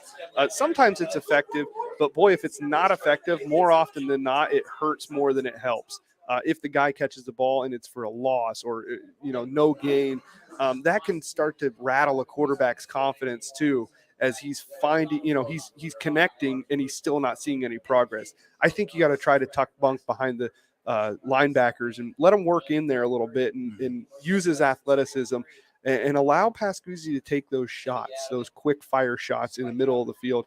I always wonder why teams will go away from the middle of the field in the passing attack, because you can do such damage and absolutely change how the defensive scheme is if you start hitting the middle of the field consistently. Well, and that's what we saw Northwestern did, the reception the Stego got, the reception that Campbell had was over the middle, and they were able to get big chunk plays out of that. And again, for the Wildcats offensively, I would expect to see on some of those RPO plays Fountain pull the ball down some more and keep it himself, because Ben Campbell has had zero room to run through the first half. Yeah, he's had a tough first half. 7 carries, 26 yards. He's averaging 3.7 yards a carry. And I think that Fountain will be able – the Eisenhower defense is very aggressive, and sometimes you can try to use that against them. And if Fountain holds on to that ball and just tucks right behind Campbell or whomever the running back is, tucks right behind him, and he's able to find a little lane, he might not break a 10 or 15 yard run, but even if he can chip away and make that defense temper back their aggressiveness, and then you're able to give Campbell a little bit of room to run. All right, we're going to take a quick commercial break. Be back with Cody's Keys to the second half. This is the Pizza Huts of Grove City and Clarion halftime show on the YDL Sports Network. What's the recipe for surprising the kids, treating yourself, and ditching dish duty? You're looking at it. Order your Pizza Hut faves like original pan, original stuffed crust, and more at pizzahut.com. No one out-pizzas the Hut.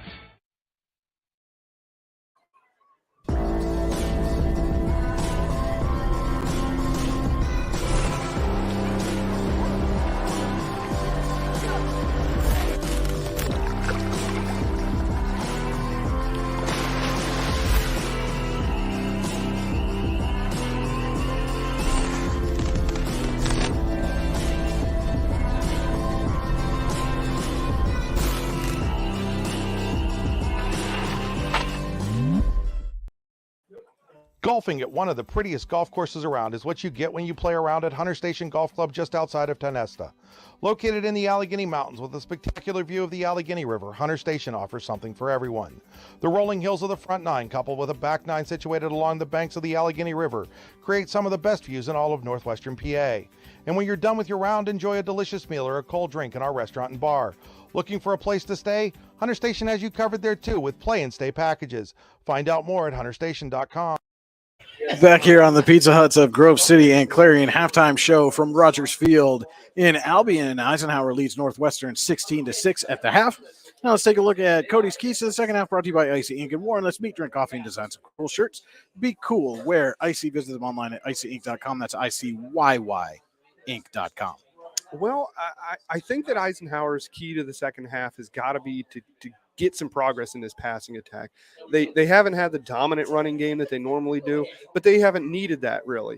I think they need to try to establish the passing game here in the second half with Sean Pascuzzi. Short, like we were saying, short 5-yard passes, just get him rolling a little bit, because if this comes into a late game shootout, you don't want him to come in cold. You want him to have a little bit of positivity here in the second half.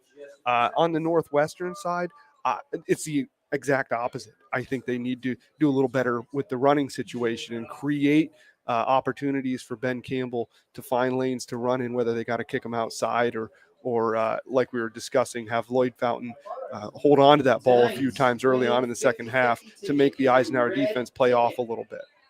All right, those are Cody's keys to the second half. Again, brought to you by Icy Inc. and Warren. Visit them online at icyinc.com. That's ICYYinc.com. And that will just about do it here for the Pizza Huts of Grove City and Clarion halftime show. Don't forget, Detroit-style pizza is back for a limited time. Order yours now at pizzahut.com, where no one out-pizzas the Hut. We're about 10 seconds away here from the start of our third quarter. We'll take a quick commercial break and be right back with the third quarter on the YDL Sports Network. Located at 229 Liberty Street in downtown Warren, Freedom Investment Management Group has a passion for helping people manage and preserve their wealth. Partners Rob Maring and Dave Close, along with all the professionals at Freedom Investment Management Group, are committed to providing the highest level of service to our clients. Every member of our team is experienced, educated, and passionate. We intentionally maintain a low client-to-team member ratio so that we can consistently deliver concierge-like service. Simply put, we are not like many other wealth management firms. Come experience the difference. Visit us online at freedomwealthcoach.com. Our third quarter tonight is brought to you by Freedom Investment Management Group. For all your financial needs, go to freedomwealthcoach.com. Northwestern won the toss and deferred, so they will receive the third quarter kickoff here. Looking to cut into this 10-point Eisenhower lead.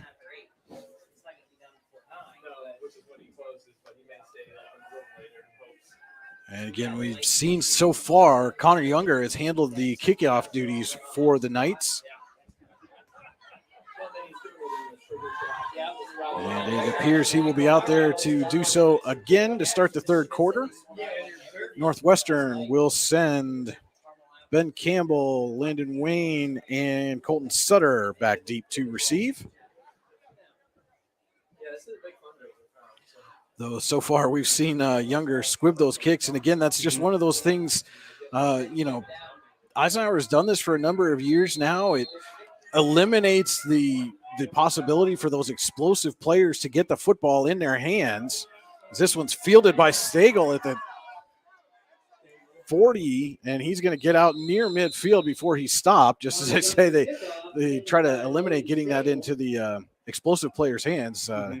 Stagel's able to field that kickoff. But that's part of the reason why Eisenhower does that. And, again, you're mostly looking at offensive linemen for the most part on that front line. Right.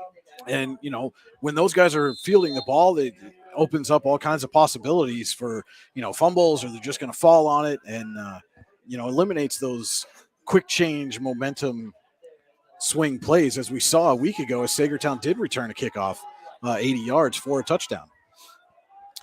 So Northwestern will come out 1st and 10 from its own 47. Fountain will give to Campbell, and Campbell will get out that was Landon Wayne, 26, not 23 Campbell. My apologies there to Wayne. And he gets out across the 50 to the 49. 2nd and 5 coming up for the Wildcats. One play, and they are in Eisenhower territory. Fountain back to pass. Over the middle, he's got Wayne.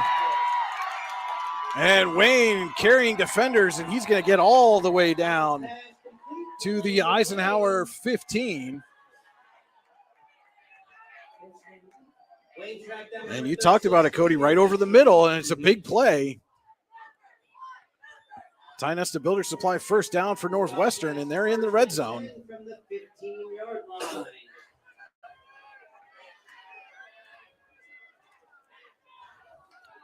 And Fountain will roll left, looking for Wayne, and he's got it for the touchdown.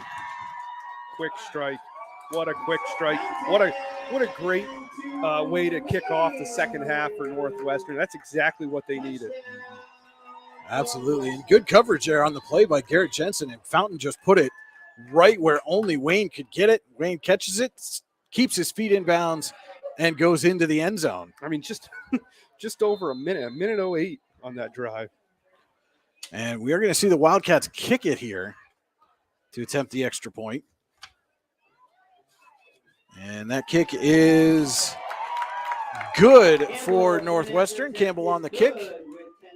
So 10:53 to go here in the Freedom Investment Management Group third quarter. It's Eisenhower 16, Northwestern 13. We'll be back with more Allegheny Grill of Foxburg High School football on the YDL Sports Network.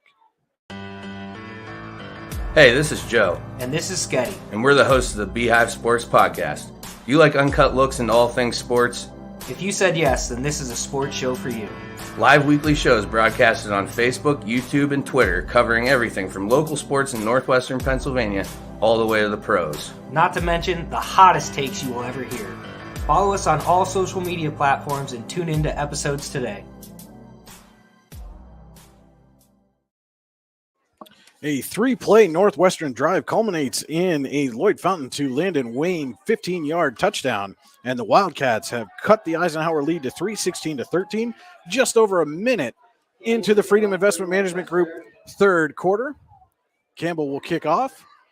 Pascuzzi, Ekstrom, and Chambers back to receive for the Knights.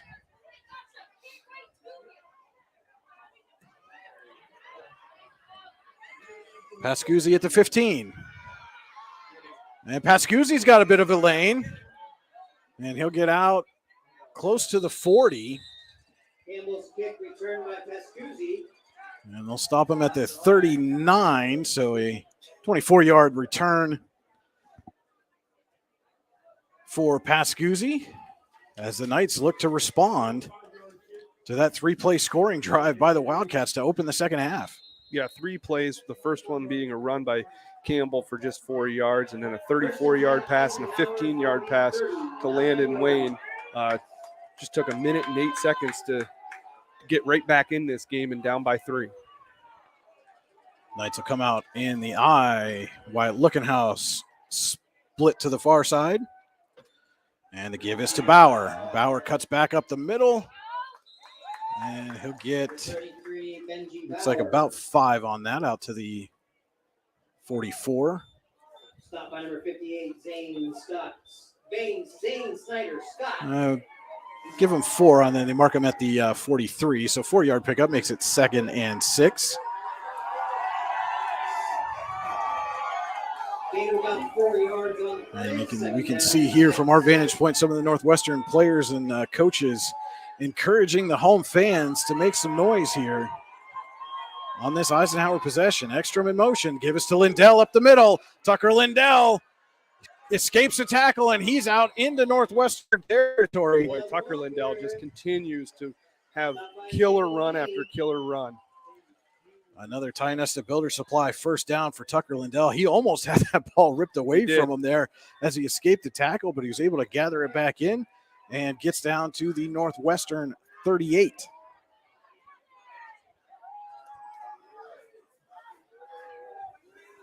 That's another Ty Nesta Builder Supply first down for Eisenhower. First and 10 Eisenhower from the 38-yard line.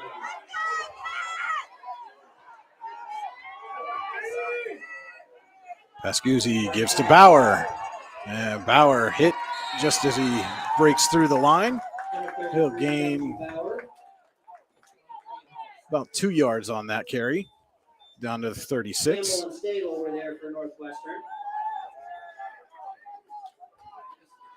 That last carry gives Tucker Lindell 6 carries, 74 yards, averaging 15 yards per carry. 2 yards on the play, second down and 8. And it is Cameron Jacobzak, the receiver this time, to the near side. Pascuzzi fakes to Bauer, gives to Ekstrom. Ekstrom's got a blocker in front trying to turn the corner. Keegan Ekstrom is going to get to the sideline and get pushed out of bounds close to first down yardage. Keegan Ekstrom pushed out of And that is a Ty Nestor Builder Supply first down for Ekstrom to the Northwestern 30. No, as they started moving the chains, and now they're moving it back. Yeah, the 30 would put them a couple yards shy. 30, that would be a 6-yard gain on 2nd and 8, so it would be 3rd and 2.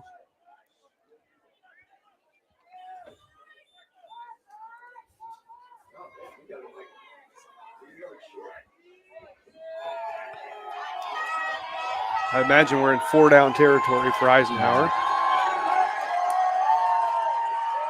It is Lookenhouse to the near side. Give this to Bauer. He's going to try to plow his way ahead. He's spinning around and then going to get stopped for no gain. Good stop there by the Northwestern defensive front. They might have gave him a yard. No. They're marking it right back at the 30, so no gain on that. He started to spin away. You know, Cody, we talked about Kellogg's availability. I see him warming up over there on the sideline for a potential field goal, so we'll see here, but this is –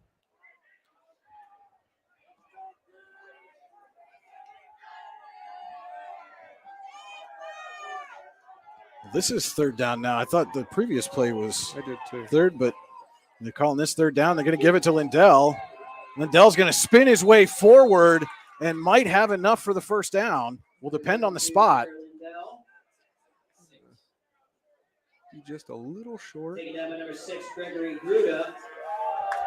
Short of first So down. 1-yard pickup for Lindell. It's 4th and 1 now. And now the Northwestern faithful are starting to make some noise. Yeah, if I'm Eisenhower here, they were in a 4th and short situation earlier in the first half, and I thought they'd go with Sean Pascuzzi up the middle. I'd do it, and they didn't end up doing it, but I would do it right here. Pascuzzi or maybe Lindell up the gut. Yeah. It's been successful for him. Extra in motion. It is Pascuzzi, and he's got the first down and then gets carried by the Northwestern defense. He took a big hit there right at the end, got slammed to the ground. But that ended up actually giving him more yardage than if they would have just stopped him. So now he's up to the 25. It's a Ty Nestor Builder Supply first down. This drive being built by Ty Nestor Builder Supply with locations in Shippenville and Ty Nestor. Visit them online at tynestorbuilders.us.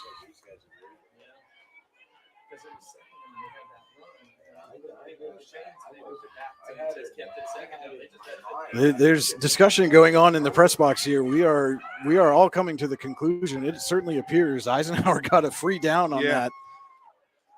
But they end up with first down. Ekstrom in motion. Pascuzzi back to pass.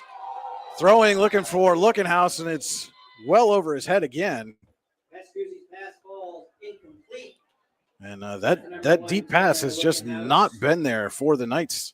No, and that's what I was alluding to at the halftime, during the halftime show, was that they can't bank on that deep pass to Lookenhouse. You got to set something like that up. As talented as he is and as successful as it's been throughout the season, it's been successful because they've set up things underneath, or they've had an outstanding performance in the running game.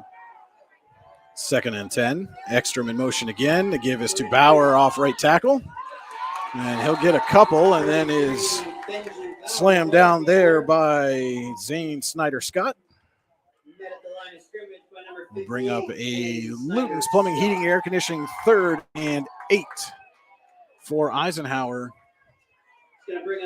from the Northwestern 22. I'm going to give him 3 yards on that carry, so it's 3rd and 7. Again, in 4-down territory. Yeah, again, Kellogg's been solid for them on extra points, but no idea what his range would be for a pure field goal. Toss to Bauer. He's got blockers in front, Benji Bauer, and he loses the football. And Northwestern's got it.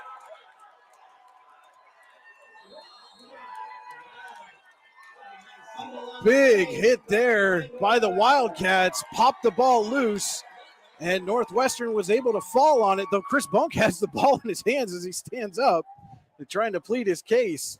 But it has already been declared Northwestern football, a big stop by the Wildcats defense as Bauer was close to picking up another first down there. Yeah, and that's a rare fumble by Bauer. So the Wildcats take over from their own 14.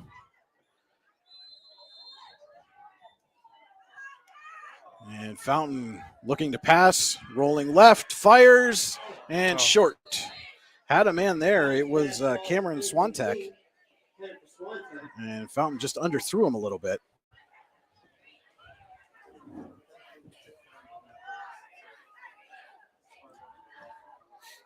Brings up 2nd and 10.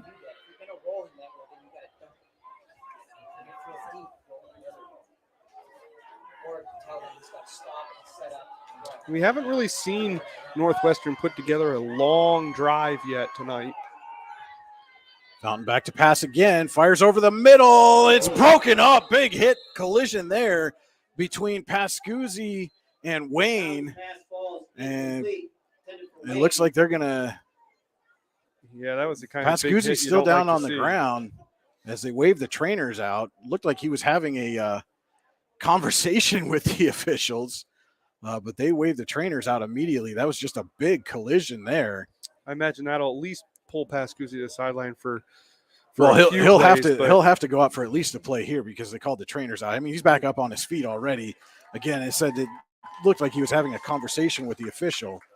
Yeah, anytime you get smacked in the head like that, though, they tend to want to look at you.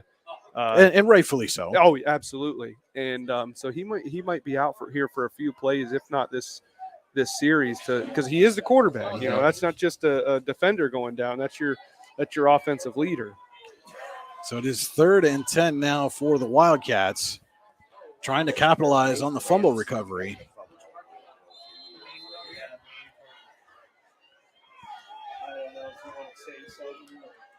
And Fountain back to pass again, has all kinds of time, throwing down the sideline and overshot Sutter, excuse me.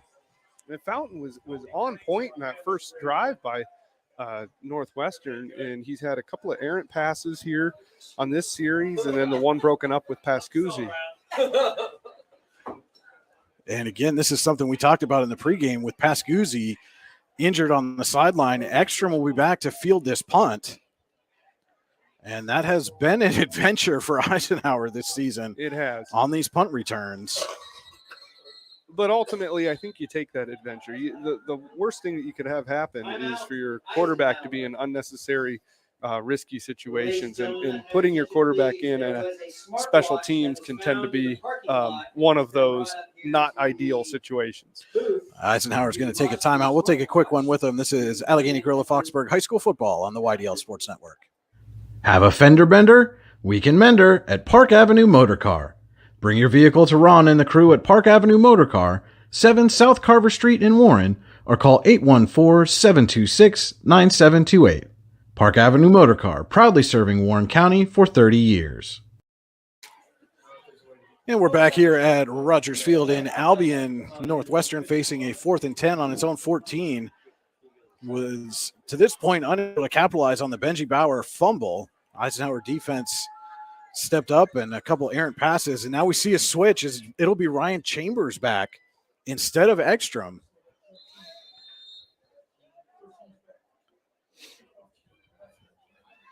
To receive the kick.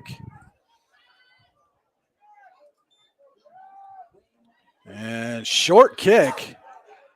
Eisenhower's just going to let it go, and it rolls to a stop at the 43-yard line. So the Knights take over with good field position, are not hurt by the Bauer fumble other than it prevented them from potentially cashing in on a scoring drive. And Pascuzzi is coming back out to start this series. That's a good sign.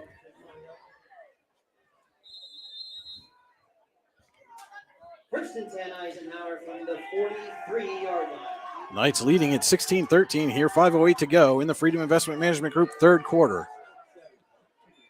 Pascuzzi to Lindell, and Lindell plowing his way ahead, but there is a flag down.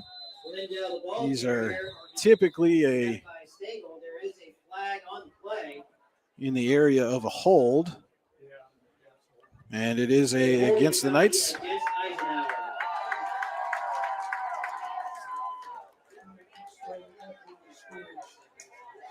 And they call that one on number 51. That's Connor Younger with the hold. So the Knights will get backed up onto their side of the field at their own 47. You know, and that's something to keep an eye on. The Knights have struggled with penalties in some previous games this season. They have 5 for 50 so far tonight. So it's 1st and 20 now for the Knights from their own 47. Ekstrom in motion. Give us to Bauer. Bauer off right tackle, and he's still plowing ahead, and he's going to fall forward. Tough run there by Bauer. Benji Bauer, the ball carrier. Gets it to the Northwestern 47. Austin Mello in on the stop for the Wildcats. Makes it 2nd and 15. Bauer so far the second half, 6 carries, 21 yards. Tucker has 2 for 20.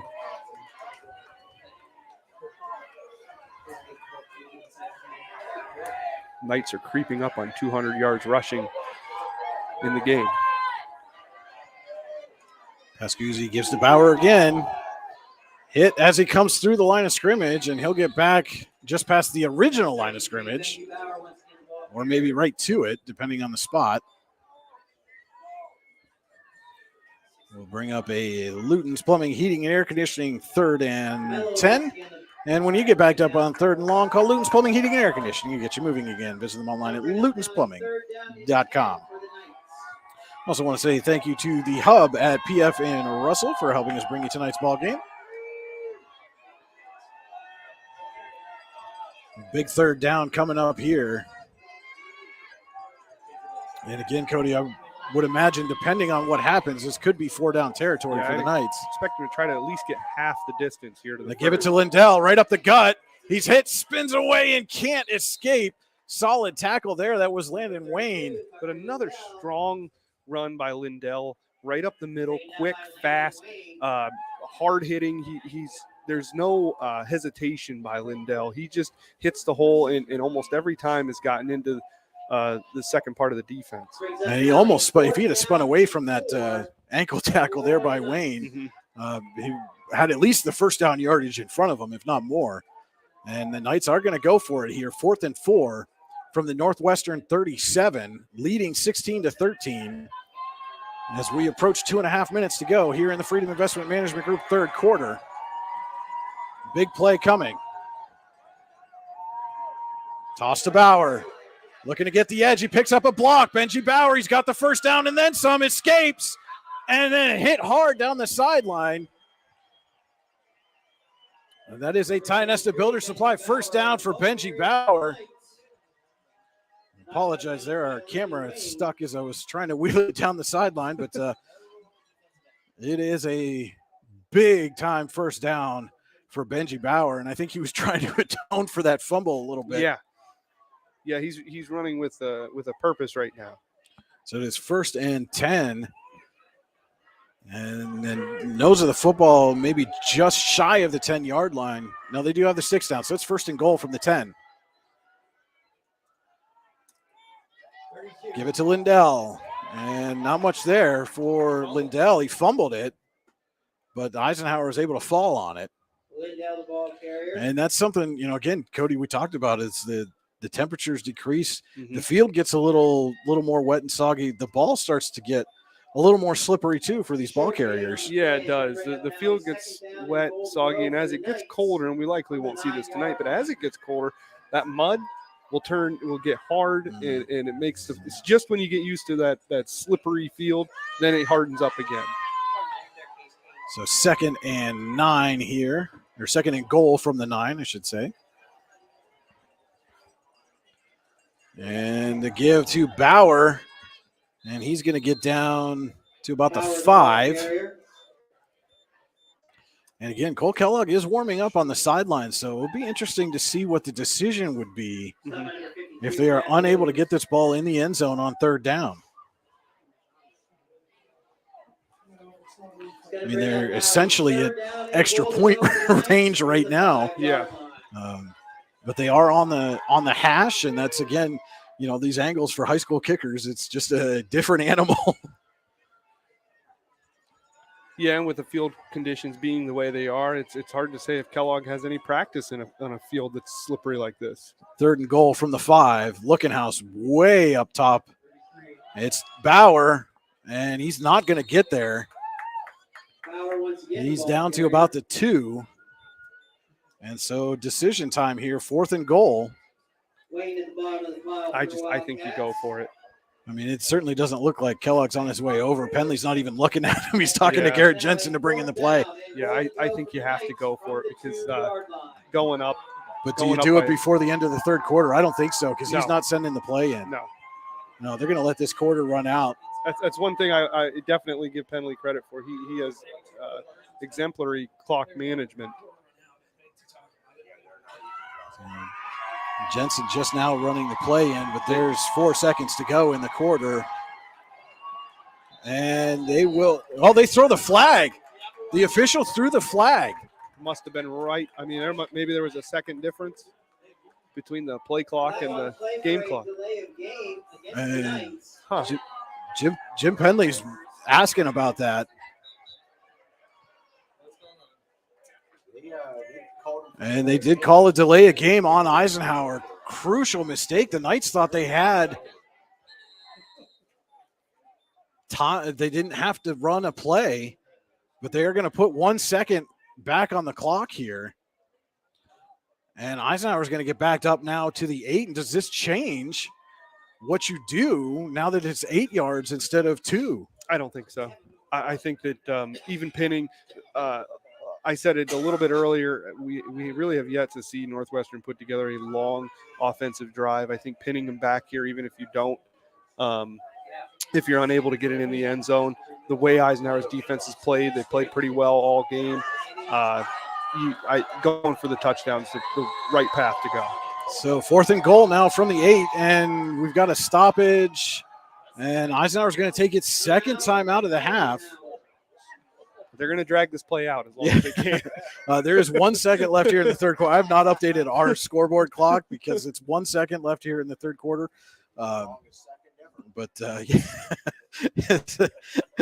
As one of the members of the press box just said, this is the longest 1 second maybe ever.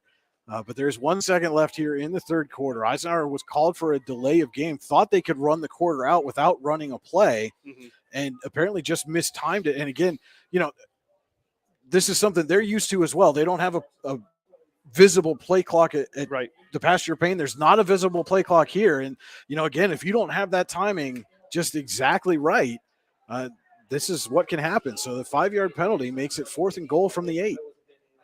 Yeah, you're looking at Benji Bauer right now has 22 carries. He has 133 yards. He's averaging 6 yards a carry. Tucker Lindell, he's got 9 carries for 82 yards. He's averaging 8.9 yards per carry. 234 rushing yards so far tonight for the Knights, but I expect them to go to the air. And a little surprising that Wyatt Lookenhouse not on the field. It's Garrett Jensen split wide and extra moved. So they're going to get backed up even more. Northwestern jumped a little bit, but then Ekstrom leaned. And Ekstrom knew it. As soon as he moved, he sunk his head. So now it's going to be 4th and goal from the 13. This is the longest second, as we said earlier. This second is stretching into 4 or 5 minutes. And again, we see they send Jensen back out. Jim Penley's talking to Cameron Jacobzak for the play. You would think if this is going to be some kind of passing play, you'd want Wyatt Lookenhouse on the field. I would think so. I can't see his bunk out there. He is, yes, bunk. It's Bunk and Jensen there on the right side. Jacobzak split left, and they're going to fake to Bauer. Pascuzzi's going to roll. He's got room. Pascuzzi picks up a block, and he scores. Sean Pascuzzi for 13 yards. And what a turn of events. Brian, I wonder if that was the play call all along and the yardage did not change it, because it sure seemed like they were pretty confident going into that play. Pascuzzi rolls to his right. He had Jensen open for a second and then saw Bunk in front of him, and Bunk laid down the block, and Pascuzzi just did the rest. Final play of the third quarter, and after 2 penalties, took it from 4th and 3 to 4th and 13. Sean Pascuzzi runs it in himself.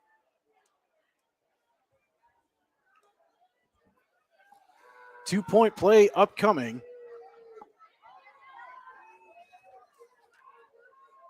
And the pitch to Bauer. And Bauer is in. So after 3 quarters, it is Eisenhower 24, Northwestern 13. We'll be back with the 4th quarter of this one. Allegheny Gorilla Foxburg High School football on the YDL Sports Network. For all your automotive needs, look no further than the Warren Tire Center. From new tires to tire repairs, PA state inspections, wheel alignments, and auto detailing, there's so much more that we can do for you, and there's no reason to go anywhere but the Warren Tire Center in Warren, Pennsylvania. With over 40 years of serving the Warren and surrounding communities, it's always been a great day at the Warren Tire Center.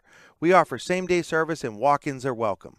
Open Monday through Friday from 7:30 a.m. to 5 p.m., the Warren Tire Center can be reached at 814-723-8050 and on the web at warrentirecenter.com. Crazy. A Sean Pascuzzi 13-yard run on 4th and goal after 2 penalties had backed the Knights up from the 3 to the 13. Pascuzzi runs it in himself. Bauer converts on the 2-point try, and it is 24-13. Eisenhower leads as we head to the 4th quarter. Our 4th quarter tonight brought to you by Warren Tire Center. For all your automotive needs, look no further than Warren Tire Center. From new tires, tire repairs, PA state inspections, wheel alignments, and auto detailing, and so much more. There's no reason to go anywhere but Warren Tire Center. Check them out at warrentirecenter.com, where we're more than just a tire store.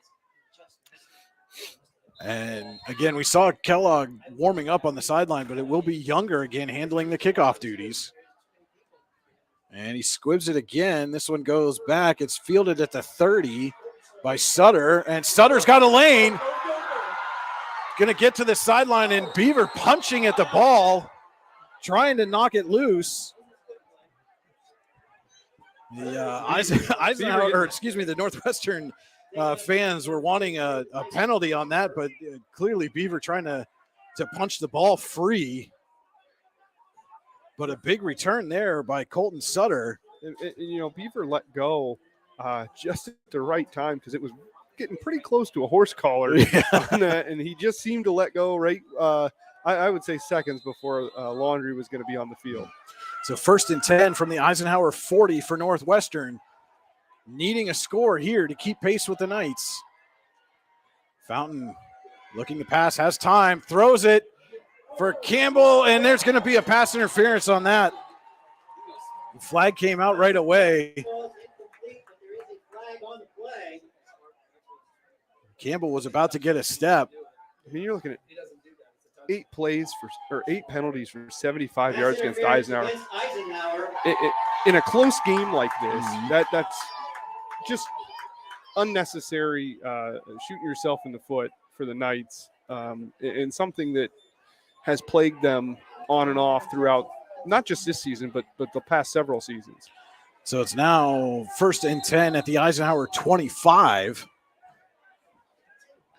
As we are about 15 seconds into the Warren Tire Center 4th quarter.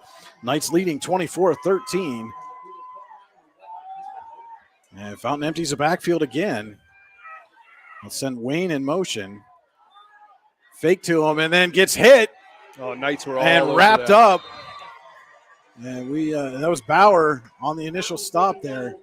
And we talked about Fountain maybe needing to run the ball a little bit more, but Knights had that play blown up from the start.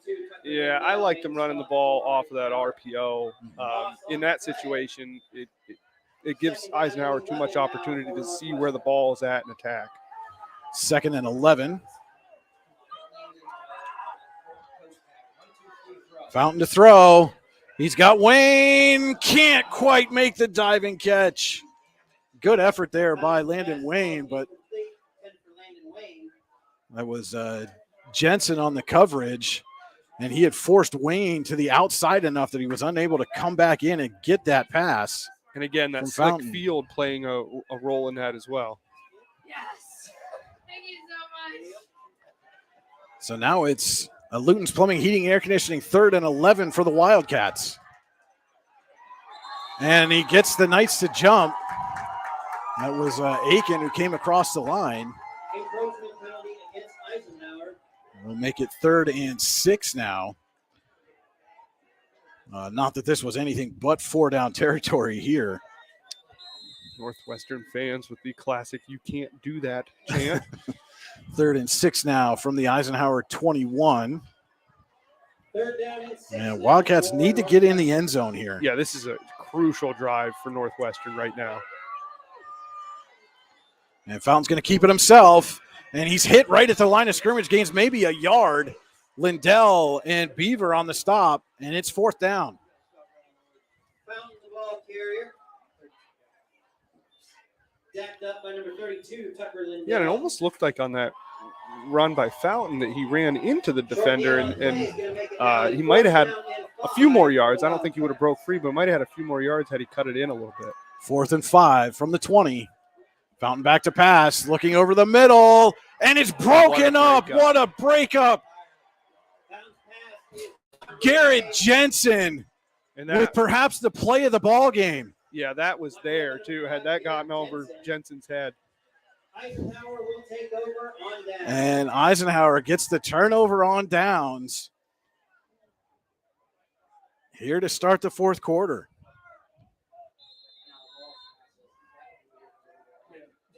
They'll take over on their own 20, leading 24-13.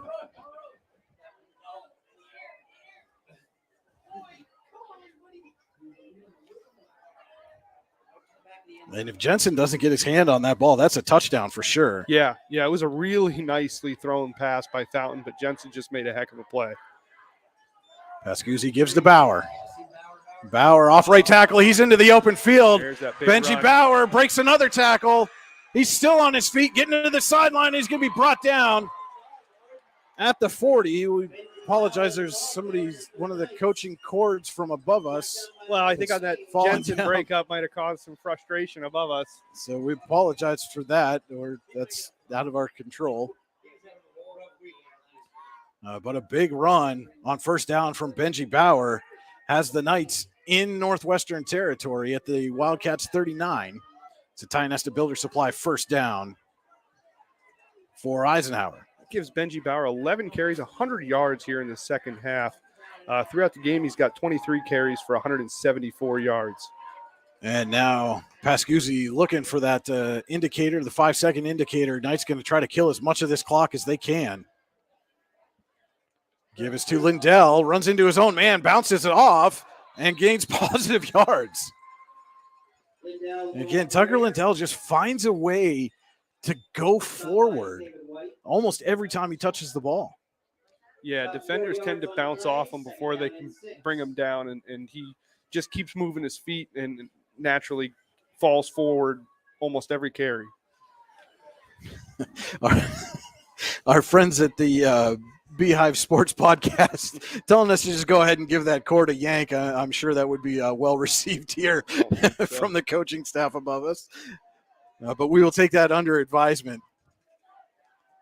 2nd and 6 for the Knights. Give us to Bauer. And Bauer will fall forward for a couple. Bauer, the ball carrier. Try to move that cord out of the way as much as possible.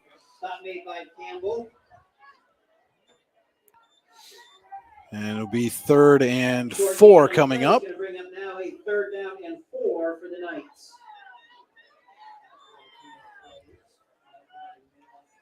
Eisenhower creeping up. They have 42 carries as a team, creeping up on 300 yards at 294 yards so far today. 3rd and 4 here from the Wildcats 33.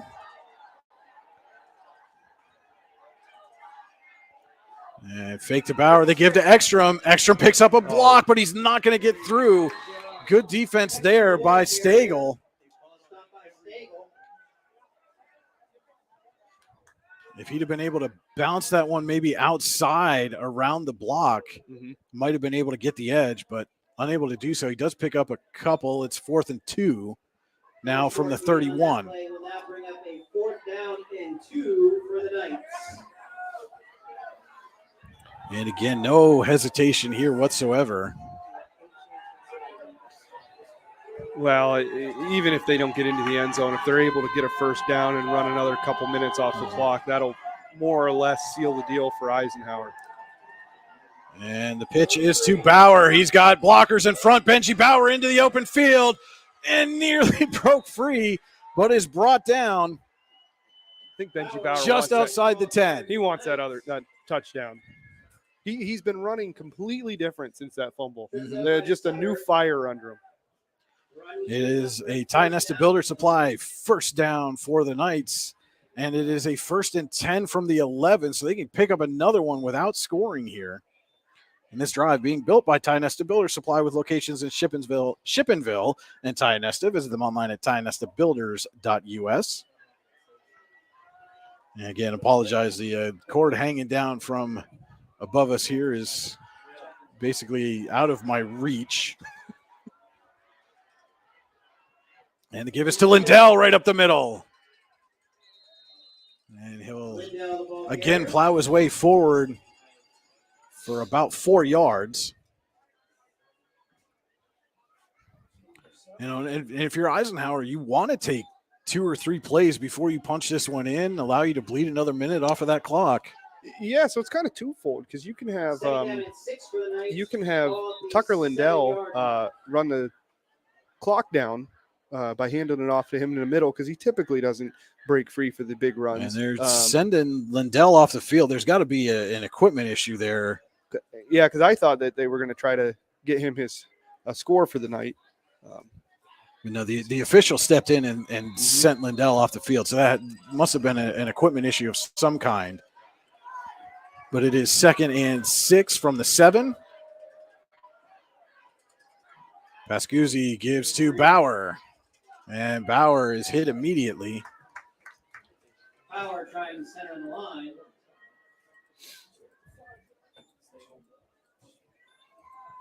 Stagel, among others, there for Northwestern.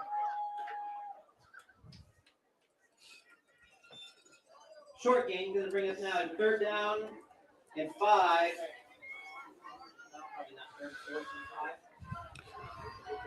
It's 3rd and 5 coming up here for the Knights. Try to do what we can with that cord there.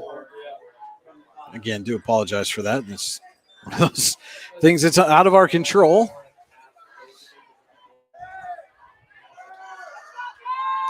Ekstrom in motion. Pascuzzi going to keep it himself, and he's in for the score.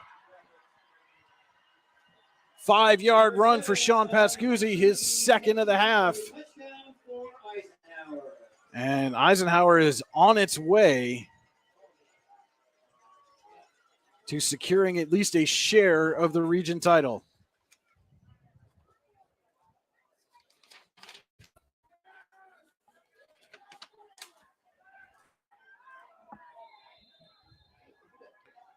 And Kellogg will come on to attempt the extra point. First one tonight. And his kick is up and good.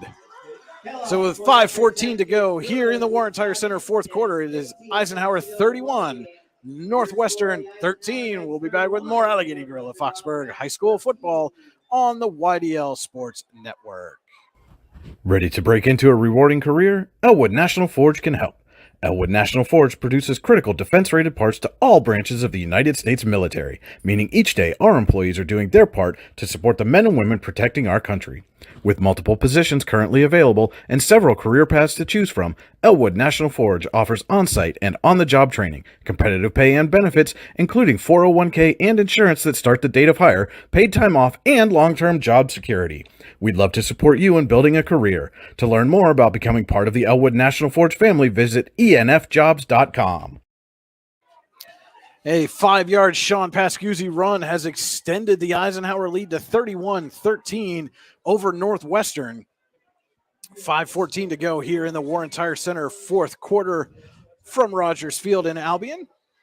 After that drive, Benji Bauer has 26 carries, 198 yards. He has 3 runs over 20 yards, and Tucker Lindell is behind him with 11 carries and 90 yards. The Knights total 47 carries, 327 yards in the game. Younger squibs it. It's fielded at the 36 by Stagel, and he slips down. Younger's kick returned by Stagel. So the Wildcats, Stagel was looking for a big return there, but he slips down at the right at the 40. Wildcat ball 1st and 10 at the 40-yard line. Obviously, I expect them to go to the air on almost every play from here on out. And the Knights jump again. And that'll move the ball up to the 45. 3 yards with no time taken off the clock there.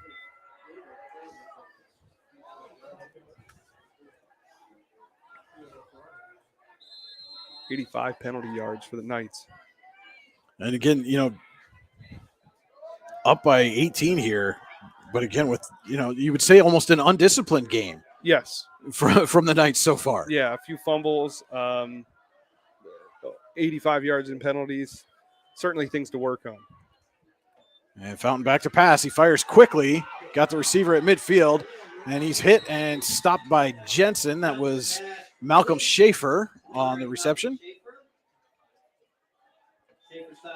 That is enough for a Ty-Nesta Builder Supply first down out to the Eisenhower 49. Ball at the 49-yard line.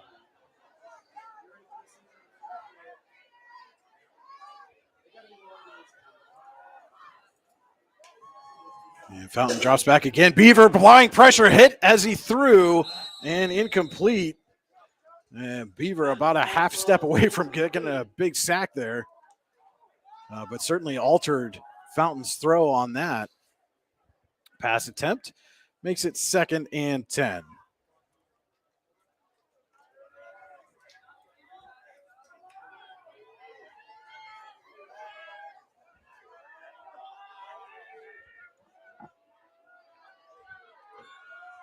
Fountain to pass again. Little screen pass, and it's broken up. That was Lindell on the stop. And it's now 3rd down. And when you get backed up on 3rd and long, call Luton's Plumbing, Heating, and Air Conditioning to get you moving again. You visit them online at lutonsplumbing.com.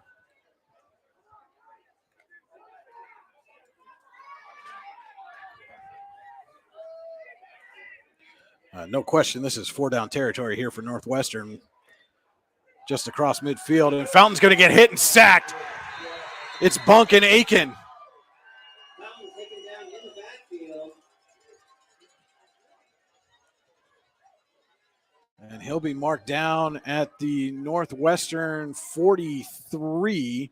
So an 8-yard loss on the play. We'll make it 4th and 18. Yeah, that was a huge sack by Eisenhower's defense, who they've put some pressure on Fountain, but they haven't, we've certainly seen them put more pressure on some other quarterbacks throughout the year. 4th and 18 coming up for the Wildcats. Almost got Eisenhower to jump again. Lots of movement in the Eisenhower secondary. Fountain back to pass. Fires over the middle, has Wayne. Wayne makes a catch, and he's got a first down. Down to the Eisenhower 35. So they convert a 4th and 18, and Wayne looks like he might be cramping a little bit. Walking a little gingerly after that catch. Yeah, Wayne has catches this second half of 34, 15, and 22 yards. Certainly coming in big in the passing game. That is a Ty-Nesta Builder Supply first down for the Wildcats.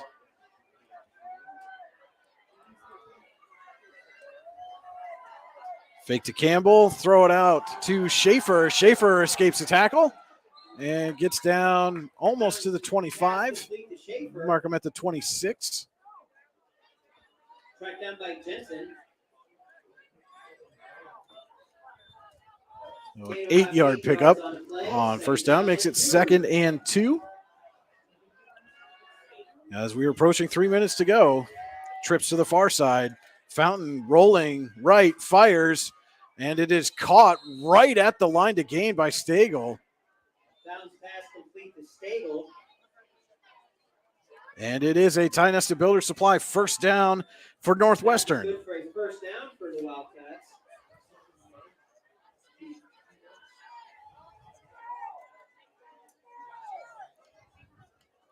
First and 10 Wildcats. Right at the Eisenhower 25.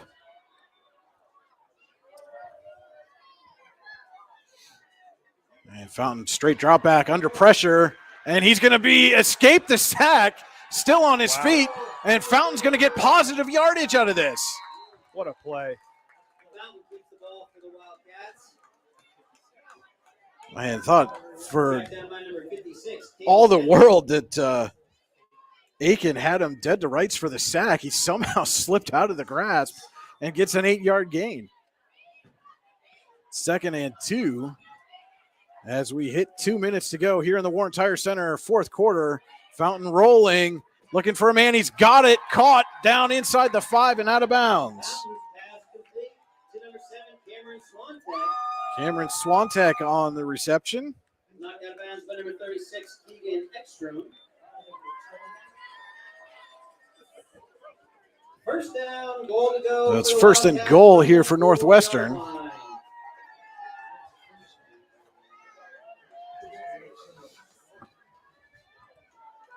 1:49 to go.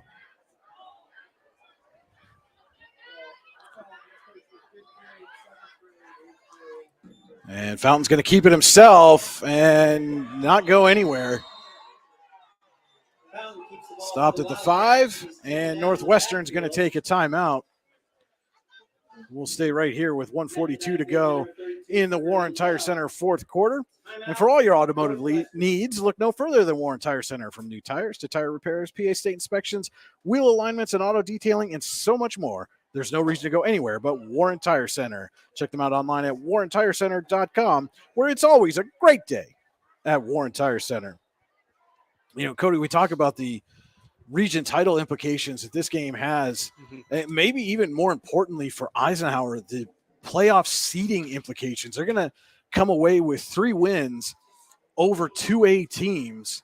And when the selection committee looks at that, that's got to have some weight, especially when you come into a place like Northwestern and come away with what, for all the world, appears to be what's going to be a multi-score victory. Yeah, the first half was certainly a lot tighter of a game here than the second half.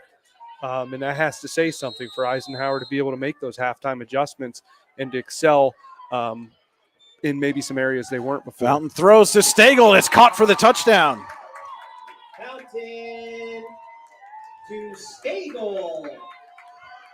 Yeah, touchdown. So the Wildcats inch closer here. Going to keep the offense on the field and go for 2. And would imagine they're going to attempt the onside kick when it comes time for that.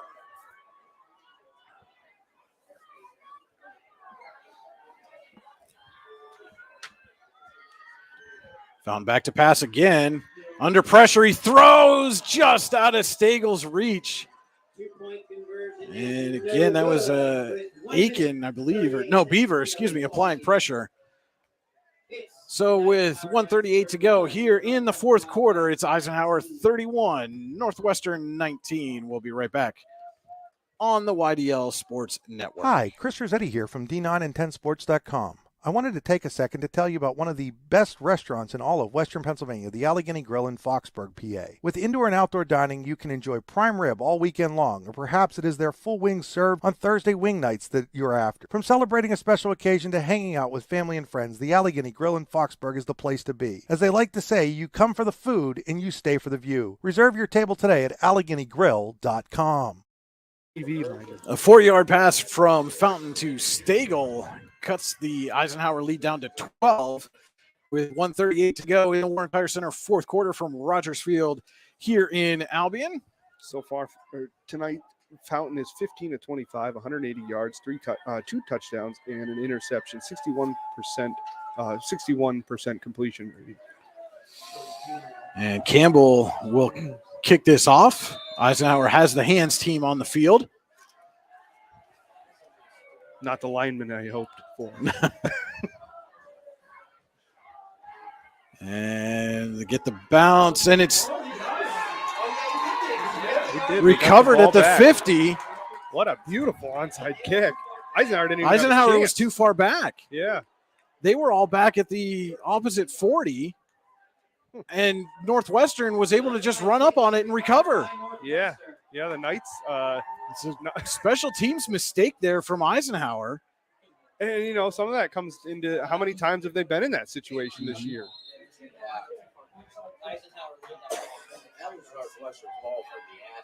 So 1st and 10 from the Eisenhower 45. Fountain back to pass. Beaver are applying pressure. He gets it away. It's caught for the first down.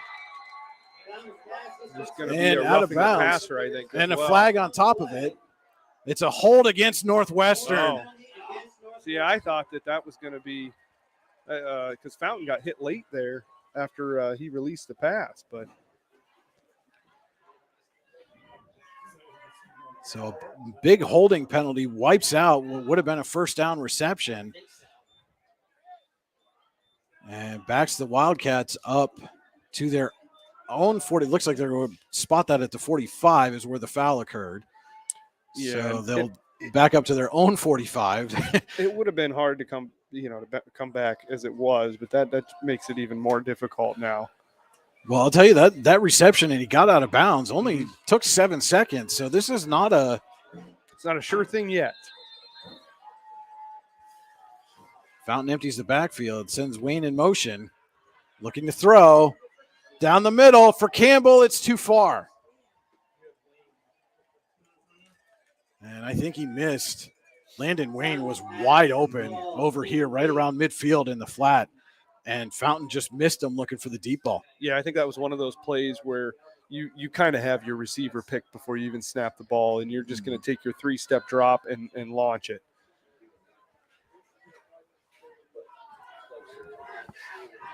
So that'll make it 2nd and 20 now from their 45.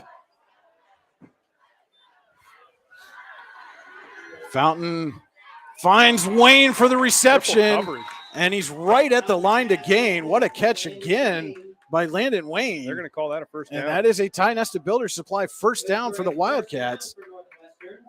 And again, they're down to the Eisenhower 35 and have only used about 20 seconds of this clock.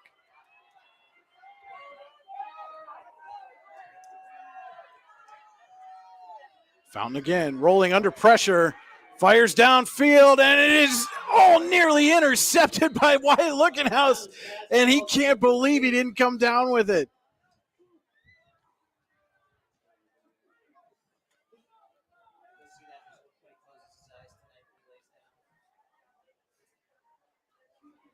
And Lookenhouse just beside himself, could not believe he was unable to come down with that interception.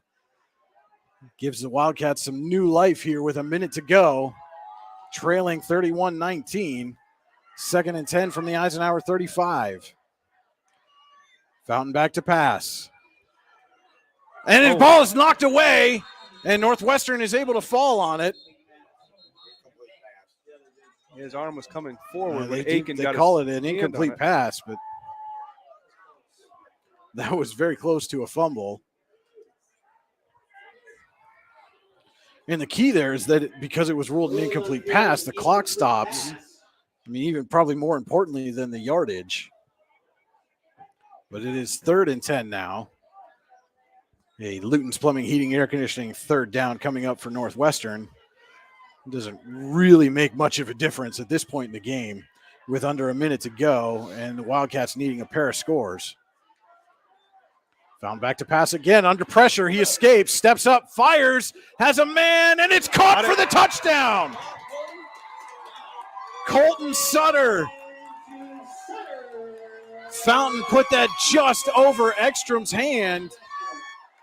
Yeah, and O'Brien again, Ekstrom's a little on the shorter side. Had that been Lookenhouse or Jensen back there, they might have been able to get a hand on it, but it was, again, another beautifully thrown pass by Fountain, and we've seen that all night. Some of them, a couple of them haven't been successful, but he's had a lot of his passes on the mark.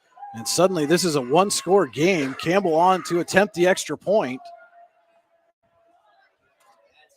Kick is up, and it is off the crossbar. No good. Point after attempt is no good with 47 With 46 seconds to go here in the Warren Tire Center fourth quarter. Eisenhower 31, Northwestern 25. You know, Cody, 2 minutes ago, we were talking about the Knights possibly coming away with a multi-score win. This is a one-score game. If Northwestern's able to recover this, a touchdown and an extra point would win it for them. Yeah. This is certainly, Penley made it over there, probably went a little bit from feeling pretty comfortable and confident to, a little nerves now because his hands team did not have success on that last onside kick. They lined up 10 yards beyond where they needed to be. And again, they're coming out. They're coming out at the 45. As soon as the ball crosses the 50, it's Northwestern can recover. They've got to move up here. Eisenhower's 15 yards off the ball. This could be a gimme recovery for Northwestern. I don't understand why the Knights are so far off the ball. Another beautiful kick. And it goes out of bounds. Oh, Northwestern had it, and it went out of bounds. It went right through Stagel. Oh, yeah. And as they're saying here in the booth, there was nobody in front of him. Had he picked that up and ran. Well, you can't advance it. It's where you recover. But Eisenhower takes over on the kickoff out of bounds. But my goodness, again, I don't understand after that first onside kick why you would stay lined up at the 45. I think maybe it comes back to after that first onside kick, what I said, they haven't been put in this situation a lot to have to receive those onside kicks in such crucial points in the game. So in a way, this is a benefit for Eisenhower because it's something that they might not have realized they needed to work on. And Pascuzzi's going to take a knee here. And Northwestern's going to call a quick timeout. That's their second of the half. So they got one left. And not going to have enough to stop Eisenhower from running out this clock with 45 seconds to go here in the fourth quarter. But, man, that was almost disaster again. And now one of the Northwestern players almost touched it right before the 50. Mm-hmm. But, again, I just, after that first onside kick, how are you still lined up at the 45? When you're sitting there up by 2 scores, you're feeling kind of comfortable with just over a minute and a half left to have that unnecessary risk and create a situation where now you're down by a score. Well, they blew the whistle before Pascuzzi kneeled. He never kneeled. He was backing up, and now there's a penalty flag thrown after the play. That was an inadvertent whistle. They thought Pascuzzi was just going to kneel, and he backed up to kill some more clock, but there's a personal foul against Northwestern. So that gives Eisenhower 15 yards and a first down. It's a peculiar end to a game here. I mean, I understand what the official was thinking there, but as Northwestern, takes its final time out of the half. But yeah, Pascuzzi was trying to back up, kill some more seconds. And they blew the whistle. Mm-hmm. And I'm not sure what resulted in the personal. I would imagine probably a little extra unnecessary contact after the whistle had blown. There definitely seemed to be some chippiness in the trenches here late in this ball game. And Pascuzzi on first down. He'll have to kneel it 2 more times.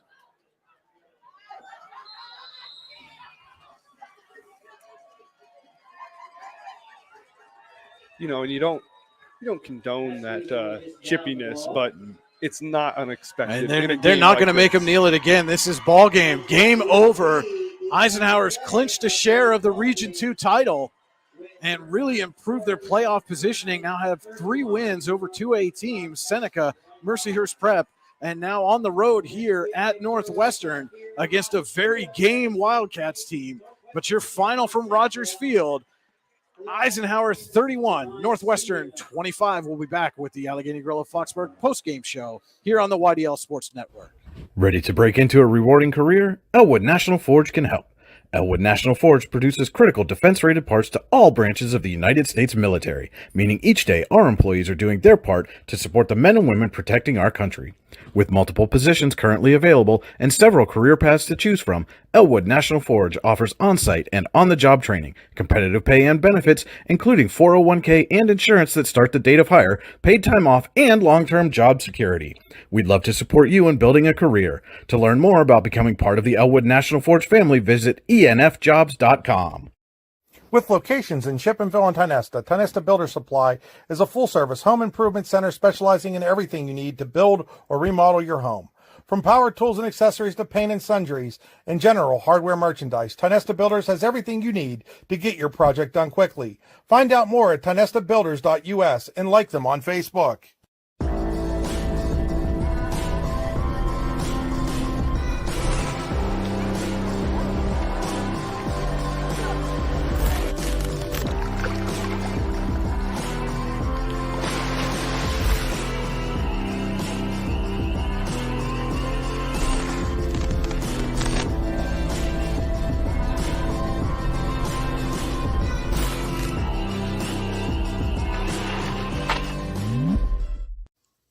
Looking for a place to hone your skills in the off-season?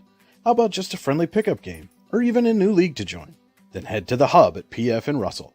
An all-weather athletic facility, the Hub has everything you need to get your game on, from basketball and volleyball courts to indoor batting cages.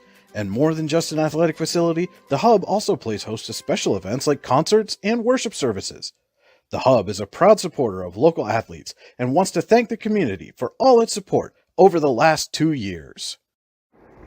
Icy Ink Screen Printing and Embroidery, located at 2043 Pennsylvania Avenue East in Warren. We offer screen printing and embroidery on apparel, as well as graphic design, web design, photography, and custom frames, and specialize in youth fundraisers. We also offer photography services and custom frames. Check out our Icebox stores online at icyink.com or give us a call at 814-688-0034. Let's meet, drink coffee, and design some cool shirts. Be cool, wear icy. Hey, this is Joe. And this is Sketty. And we're the hosts of the Beehive Sports Podcast. Do you like uncut looks into all things sports? If you said yes, then this is a sports show for you. Live weekly shows broadcasted on Facebook, YouTube, and Twitter, covering everything from local sports in Northwestern Pennsylvania all the way to the pros. Not to mention the hottest takes you will ever hear. Follow us on all social media platforms and tune into episodes today. Hi, Chris Rossetti here from D9and10sports.com. I wanted to take a second to tell you about one of the best restaurants in all of Western Pennsylvania, the Allegheny Grill in Foxburg, PA. With indoor and outdoor dining, you can enjoy prime rib all weekend long, or perhaps it is their full wings served on Thursday wing nights that you're after. From celebrating a special occasion to hanging out with family and friends, the Allegheny Grill in Foxburg is the place to be. As they like to say, you come for the food and you stay for the view. Reserve your table today at AlleghenyGrill.com. With a 31-25 win at Northwestern, Eisenhower leaving Rogers Field here with at least a share of the Region 2 championship, can win it outright next week at Iroquois. But we will get to our final game stats from this one here at Northwestern. Right now, your stats are brought to you by the Brooks Hugh R. Ledbetter Sports Person of the Year Award. For more information, go to yourdailylocal.com/BHL Award. As a team, the Knights had 49 carries, 325 rushing yards. Coincidentally, they had 325 total yards. It was Benji Bauer who led the running backs with 26 carries, 198 yards, 7.5 yards per carry. Bauer also had one rushing touchdown. Tucker Lindell had 11 carries, 90 yards, and 8.4 yards per carry. And it was Sean Pascuzzi had 7 carries, 7 yards, but he had 2 rushing touchdowns tonight. And then from the Northwestern side, because the passing stats, real quick for Eisenhower, Pascuzzi was 1 of 6, no yards, and threw a pick. So not much there. But on the Northwestern side, passing, Lloyd Fountain, he went 17 of 29, 235 yards, He had 3 touchdowns in the air and threw 1 pick, 61% completion percentage. His leading receiver was Landon Wayne with 5 receptions for 102 yards. 3 of those were over 20 yards. He averaged 16.9 yards per catch.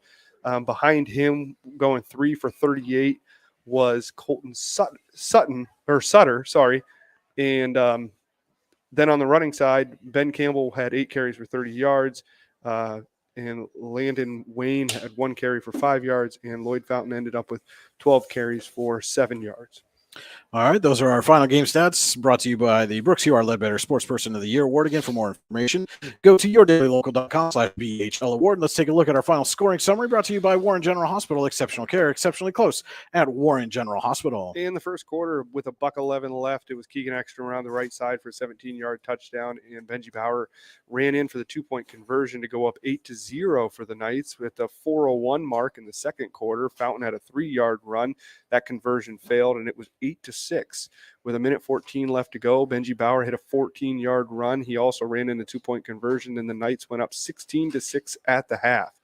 In the third quarter, with 10:52 to go, Fountain hit Wayne for a 15-yard touchdown, and they were able to get the point after to make it 16-13. Pascuzzi then, with no time left in the third quarter, the longest second ever, he had a 13-yard run, and Benji Bauer ran in the 2-point conversion to go up 24-13. And then it was Pascuzzi again with a 5-yard run and a Kellogg kick to go up 31-13. And then a little more excitement with just $1:38 to go. Fountain hit Stagel for a 5-yard pass, made it 31-19. And with 47 seconds left to go after the onside kick recovery, Fountain hit Sutton again for 35 yards. And that kick failed, and that's where we ended the game. All right, that was our final scoring summary. Again, brought to you by Warren General Hospital. Exceptional care, exceptionally close at Warren General Hospital. And now time to name our Jim Kelly Player of the Game, powered by the Allegheny Grill in Foxburg. And a lot of players to choose from tonight. Lots of big contributions. But who comes away with Player of the Game, Cody? It's got to be Garrett Jensen, because, I mean, he didn't, Benji Bauer had almost 200 yards. Tucker Lindella had almost 100, but Garrett Jensen had 2 huge defensive plays that completely changed the course of this game and sealed the deal for Eisenhower. I got to give it to Garrett Jensen. All right, Garrett Jensen, our Jim Kelly Player of the Game, powered by the Allegheny Grill in Foxburg, also comes away with our JB Graphics pick of the game with his interception. Again, Eisenhower clinches at least a share of the Region 2 championship with a 31-25 win here at Northwestern. The Knights will head to Iroquois next week with a chance to win the Region 2 title outright. Northwestern will host Seneca next week in a game with major Class 2A playoff implications. So for Cody Elms, this is Brian Hagberg saying thank you to everyone watching on the YDL Sports Network, and so long from Rogers Field.